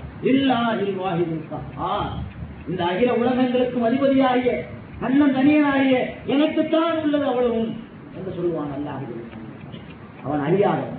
குல்லுமன் அலைஹா ஃபான், இது உள்ள அத்தனையும் அழிந்து போய்விடும். தங்கையும் மதிப்பும் பொருந்திய அந்த ரஹ்மானுடைய திருமுகம் மட்டும்தான் நிலைத்திருக்கும் என்பதாக வல்லநாயகன் அல்லாஹ் சுட்டிக்காட்டுகிறான். இந்த தேவையே இல்லை, உங்களுக்கு வேலையே இல்லை. அவன் யாராலும் பெறப்படவில்லை, அவனுக்கு தந்தை கிடையாது. தந்தை இருந்தாலும் அவன் கடவுளாயிட்டு போயிடும். இவனையும் அவன் தான் உருவாக்கியிருக்கான். தந்தை இருக்கிறது அறிவுக்கு பொருத்தமானதில்லை. தந்தை இருந்தால் இந்த கடவுள் ஒரு காலத்தில் இல்லாமல் இருந்திருக்கான். அவன் அப்ப மூலமா தான் இவனே பிறந்திருக்கான். அப்ப இவனையே உற்பத்தி ஆக்கினா தந்தை, அவனே கடவுளா இருந்துட்டு போயிடலாம். அதனால கடவுள்ங்கிறதுக்கு தந்தை இருக்கக்கூடாது, அவன் இருந்துட்டே இருக்கணும். அவனுக்கு தாய் தந்தை உறவு மாதம் மச்சான் அது இது ஒண்ணுமே இருக்கக்கூடாது. அவன் யாரையும் பெறவும் இல்லை, யாராலும் பெறப்படவும் இல்லை. வளம் எக்குள்ளவன் அகத், அவனுக்கு நிகராக எவனுமே இல்லை, அவனுக்கு நிகராக யாரும் இல்லை. யாரும் அவனுடைய ஆற்றலை அடையவே முடியாது, அவனை போன்று செய்யக்கூடியவர்கள் யாரும் இல்லை என்பதாக அல்லாஹ் அத்தனை கடவுள் கொள்கைகளும் தவறானவை. கடவுளுக்கு இந்த இலக்கணம் எல்லாம் தேவை என்று சொல்லி தருகிறான். கடவுள்னா ஒருத்தனாக இருக்கணும், அவனுக்கு மனைவி மக்களுக்குள்ள குட்டிங்கிற ஆகாபாசம் அத்தா அம்மா அவங்க உறவுலாம் இருக்கக்கூடாது, அவன் தூங்கக்கூடாது, அவனுக்கு நிகராக யாருமே இருக்கக்கூடாது. நம்மள மாதிரியே சாப்பிடக்கூடியவனா இருந்தா சாப்பிடுற நேரத்தில் பிரார்த்தனை கேட்க மாட்டான் இல்லையா? நம்மள மாதிரி மனசுல நடிக்கிறவனா இருந்தான்னு சொன்னா அந்த நேரத்தில் அவனுக்கு பிரார்த்தனைகள் போய் சேரத்துக்கு வழி இல்லை, அவன் அதுதான் கவனமா இருப்பான். ஆக நம்மை போன்றவனாக இருக்கவே கூடாது, அவனுடைய பண்புகளும் நம்மை போன்றதாக இருக்கக்கூடாது, அவனுடைய அடிப்படையான குணநலன்களும் அது போன்றதாக இருக்கக்கூடாது. எல்லாம் எப்பொழுது அவனுக்கு நிகராக யாருமே இல்லை என்பதாக கடவுள் கொள்கைக்கு அல்லாஹ் முத்தாய் கூறுகிறார். இந்த அடிப்படையை இந்த சமுதாயம் புரிந்து கொள்ளுமானால் அல்லாஹ் என்பவன் எப்படிப்பட்டவன், அவனுடைய வல்லமை எப்படிப்பட்டது, அவனுடைய ஆற்றல் எப்படிப்பட்டது என்பதை தெரிந்து கொள்ளுமானால் நிச்சயமாக அல்லாஹ்வுடைய தயவையே நம்பி நம்பி வாழ்ந்த நல்லடியார்களை ஒருபோதும் அழைக்கவே மாட்டார். எந்த அப்துல் காதர் ஜீலானி ரஹ்மத்துல்லாஹி அலைஹி அவர்களிடம் தேவையை கேட்கிறார்களோ அவர்கள் பிறப்பதற்கு முன்னாலும் இந்த உலகத்திலே ரஹ்மானாக அவன் இருந்து கொண்டிருக்கிறான். எந்த ஏர்வாடி இப்ராஹிம் வலியுல்லாஹ்விடத்திலே போய் சேவையை கேட்கிறார்களோ அவரையும் கூட அவன் தான் பெற செய்வான். அவரை கூட தாயின் வயிற்றிலே வைத்துவிட்டால் ஒன்றும் அவரால் செய்திருக்க முடியாது. அவரை கூட வெளியே கொண்டு வருவதற்காக அவருடைய தாய் தந்தையர்கள் அல்லாஹ்விடத்திலே பிரார்த்தனை செய்துதான் அல்லாஹ்வுடைய உதவி கொண்டுதான் வெளியே கொண்டு வந்திருக்கிறார். ஆக மனிதர்கள் பிற்காலத்தில் அல்லாஹ்வை சொல்ல வந்த மனிதர்களே அல்லாஹ்வாக ஆக்கி, அல்லாஹ்வுடைய சக்திகள் இருப்பதாக ஆக்கி, இறைவனுடைய போதனைகளை எல்லாம் மக்கள் மத்தியிலே மறக்க செய்து மனிதர்களுடைய புகழ்களையே பாடி அவருக்கு இப்படிப்பட்ட கராமத்து, இவருக்காக நடத்தி, இவருக்காக நடத்தி கோழி ஆடாக்குனாங்க, ஆட்ட கோழி ஆக்குனாங்க என்றெல்லாம் அற்புதங்கள் உண்டு. கராமத்து அது ஒன்று ரெண்டு நடக்கலாம். இதையே கதையாக எப்ப பார்த்தாலும் சொல்லி அல்லாஹ்வுடைய அந்தஸ்திற்கு அவர்களை கொண்டு போய் உயர்த்தி அல்லாஹ்வுடைய வல்லமையை மக்கள் மத்தியிலே பேசாமல் வைத்து அல்லாஹ்வுடைய சிவத்துகளை பண்புகளை அவன் செய்திருக்கின்ற அருட்கொலைகளை எல்லாம் பேசாமலே வைத்துவிட்ட காரணத்தினால்தான் இங்கு சொல்லப்படக்கூடிய உண்மைகள் பலருக்கு கசக்கிறது, சிலருக்கு புரிந்து கொள்ளவே முடியவில்லை. நன்றாக ஒரே ஒரு விஷயத்தை மட்டும் சொல்லி நான் முடித்துக் கொள்கிறேன். உங்களுக்கு அல்லாஹ் போதவில்லை, அல்லாஹ்வுடைய ஆற்றல் போதாது, அவன் நம்முடைய தேவையை நிறைவேற்ற மாட்டான் என்று நீங்கள் எண்ணினால், வேறு பெரியார்களைத்தான் நாங்கள் அழைப்போம் என்று எண்ணினால், அந்த பெரியார்கள் சமைத்த உலகம் எதுவாக இருந்தால் அங்கே உங்கள் குடியை மாற்றிக் கொண்டு போகும். இது அல்லாஹ்வுடைய உலகம், இது அவன் படைத்த உலகம், அவனுடைய வானம், அவனுடைய பூமி, அவனுடைய காற்று, அவனுடைய நீர், அவனுடைய நெருப்பு, அத்தனையும் நீயே அவனில் வந்தவன், அவனால் உருவாக்கப்பட்டவன். அல்லாஹ் போதாது என்றால் அவனுடைய காற்றை சுவாசிக்க உனக்கு உரிமை இல்லை. இன்னொரு உலகத்தை எத்தனை ரப்பன் சிவாய் என்னல்லாத வேற ரப்பை கிடைக்கொண்டு போடாது. இங்கே வந்து நான் ஒரு ஆத்திர அவசரத்தை கூட என்னை அழைப்பதில்லை. என்னுடைய நிலத்தில் இருக்கிறார், என்னுடைய நீரை சுவாசிக்கிறார். நான் அல்லாத வேறு ஒருவன் உனக்கு குழந்தையை தருவதாக நினைத்தால் வேறொரு உலகத்துக்கு போய்விடுகிறேன். வேறு ஒரு உலகத்தை புதிதாக உனக்கு சமைக்க முடிந்தால் சமைத்துக் கொள். இந்த காற்றை இனிமேல் சுவாசிக்காதே, மூக்கை அடைத்துக் கொள். இந்த நிலத்திலிருந்து விளைகின்ற உணவை நீ சாப்பிடாத, உனக்கு அருகதே இல்லை. இவ்வளவையும் தந்து வைத்திருந்த நன்றி வேணாம் மனதில் ஏற்பட உள்ள நன்றி. இவ்வளவு யாரு இது? யார் நம்ம சாப்பிட்டு இருக்கிறோம், யார் அனுபவிச்சுட்டு இருக்கிறோம்? இவ்வளவு சிந்தைகளையும் செஞ்சது யாரு? இதையெல்லாம் செஞ்சவன் அலை முழங்கும் கடல் உடைத்து அழகு பார்ப்பவன். ஆட்டு மட்டும் வேகமா பார்ப்போம். அலை முழங்குற கடலை எல்லாம் உடைத்து அழகு பார்க்கிறவனுக்கு ஒரு ஆம்பளை பிள்ளைக்கு அழகு பார்க்க தெரியாதா? இதெல்லாம் தெரியாதா? அலையின் மீதும் மலையின் மீதும் ஆட்சி செய்பவன் உன் மீது ஆட்சி பண்ண தெரியாதா அவனுக்கு?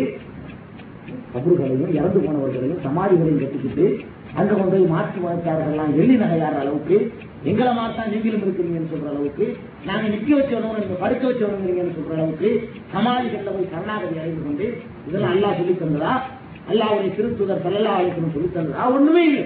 இஸ்லாத்துக்கு அப்பாற்பட்ட சமாச்சாரங்கள் அதெல்லாம் இஸ்லாமா காட்டினதுனால மாற்றார்கள் கூட இஸ்லாத்தை தப்பா புரிஞ்சுக்கிட்டு இஸ்லாம் தான் ஒரு மாதிரியான கொள்கை, நம்ம மாதிரி தான் அதுவும் அடங்குகளுக்கு பேர் தான் மாறி இருக்கு. நம்ம தேருமோ அவங்க கூடுவாங்க, ஒரு வித்தியாசம் இல்லை. நம்ம சேலமோ அவங்க கபருப்பாங்க, நம்ம கோயிலுமோ அவங்க தருகாப்பாங்க. வித்தியாசம் நம்ம பூவு சக்கரை தேங்காய் பழம் நம்ம சொல்லுவோம், அவங்க சக்கரை பத்தின்னு சொல்லுவாங்க. ஆக வித்தியாசம் ஒன்றும் இல்லை, பேர்ல தான் வித்தியாசம் இருக்கு என்று மாற்றார்கள் நினைக்கக்கூடிய அளவிற்கு இந்த மார்க்கத்தை ஆக்கிவிட்டோம் என்றால் அந்த ரஹ்மானை புரிந்து கொள்ளவில்லை, அந்த அல்லாஹ்வை புரிந்து கொள்ளவில்லை, அவருடைய வல்லமையை தெரிந்து கொள்ளவில்லை. அதையெல்லாம் தெரிந்து கொண்டோமானால் நம்முடைய அனைத்து தேவைகளையும் அல்லாஹ்விடத்திலே தான் கேட்க வேண்டும். அல்லாஹ் ஒருவரிடம் மட்டும்தான் நம்முடைய தேவைகளுக்காக கையெழ வேண்டும்.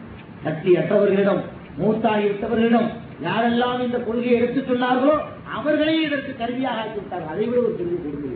அப்துல் காதர் ஜிலானி ரஹ்மத்துல்லாஹி அவர்கள் என்னை வணங்குங்கள் சொன்னாங்களா? ஒரு போதாவது அல்லாஹ் வணங்குங்கள் தான் சொன்னாங்க. அவங்கள்ட்ட கேட்டாங்க, புத்தர் கடவுளே இல்லை, அவர் கடவுளாக்க மாட்டான், அங்கே கடவுள் அவரே கடவுள்.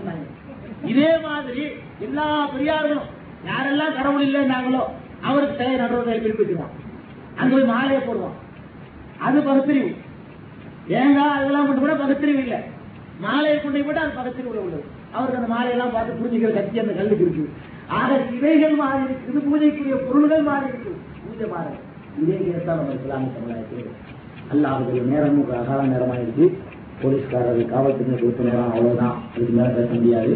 அல்லாஹ்வுடைய ஷானத்தாலா நம் அனைவரையும் உண்மையான தீன் இஸ்லாத்தை புரிந்து அல்லாஹ் ஒருவனை மட்டுமே அல்லாஹ் ஒருவனை மட்டுமே நம்முடைய தேவைகளை கேட்டு அல்லாஹ் ஒருவனுக்கு மட்டுமே அஞ்சி அவன் ஒருவனிடத்திலே மட்டுமே நாம் சரணாகதி அடைந்து அவனை தவிர யாருக்கும் அஞ்சாமல் அவன் சட்டங்களை எடுத்துச் சொல்வதிலே யாருக்கும் பயப்படாமல் இந்த உயிரையும் உடலையும் பொருளையும் இந்த பாதையிலே இழக்க வேண்டி வருமானால் அதற்கு பரிசார ஜன்னத் சொர்க்கத்தை அல்லாஹ் தருவதற்கு தயாராக இருக்கிறான் என்ற நெஞ்சுரில் பெற்றவர்களாக, எந்த இடத்திலும் இதை முழங்கக்கூடியவர்களாக, எவ்வளவு எதிர்ப்பு வந்தாலும் உலகமே திரண்டு நின்று எதிர்த்தாலும் அதையெல்லாம் துச்சமாக மதித்து அல்லாஹ்வுடைய பண்பையும் வல்லமையும் இந்த உலகிலே முழங்கிக் கொண்டே இருப்போம் என்று சொல்லக்கூடிய மனத்துணிவு பெற்றவர்களாக நம் அத்தனை பேரையும் இந்த கொள்கையை எடுத்து பிரச்சாரம் செய்யக்கூடியவர்களாக ஆட்சி அருள் புரிவானாக என்று கூறி வாய்ப்புக்கு நன்றி கூறி விடைபெற்றுக் கொள்கிறேன். வாக்குதாவான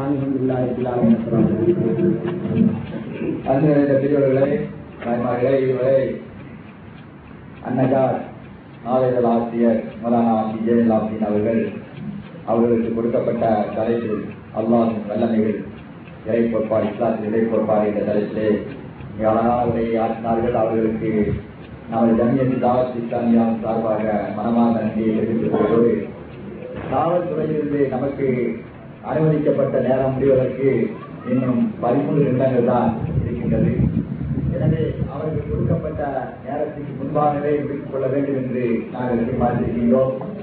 ஒன்றை அவர்களுக்கு நான் சொல்லிக்கொள்ள ஆசைப்படுகின்றேன். எங்களை பற்றி பல முறைகள் காவல்துறைக்கு தவறான தகவல்கள் தந்திருக்கின்றார்கள்.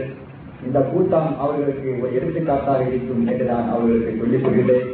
இனிமேலாவது எங்களை பற்றி இது போன்ற தவறான தகவல்களை அங்கே கொடுப்பார்களானால் மீண்டும் மீண்டும் எங்களை காவல்துறைகளுக்கு வரவழைத்து இது போன்று விசாரித்துக் கொண்டிருப்பது எங்களுடைய மனதுக்கு அது வேதனை அளிக்கும் என்று பணிமூடு அவர்களோடு வேண்டிக் கொள்கின்றேன்.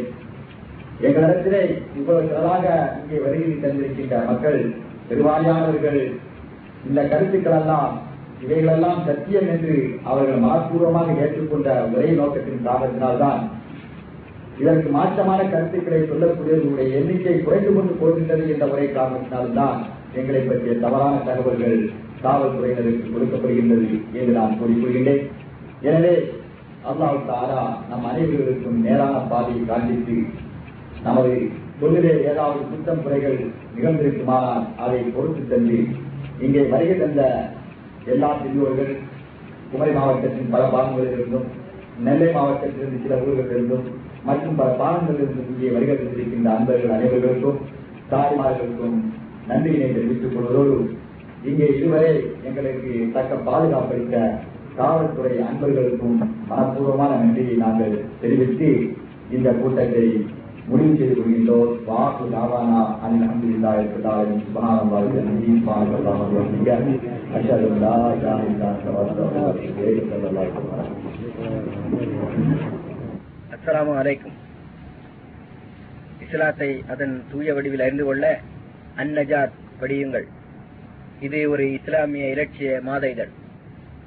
தொடர்பு கொள்ள வேண்டிய முகவரி நிர்வாகி அந்நஜாத், 51B ஜெயபர் ஷா தெரு, தபால் பெட்டி எண் 566, திருச்சி 620008.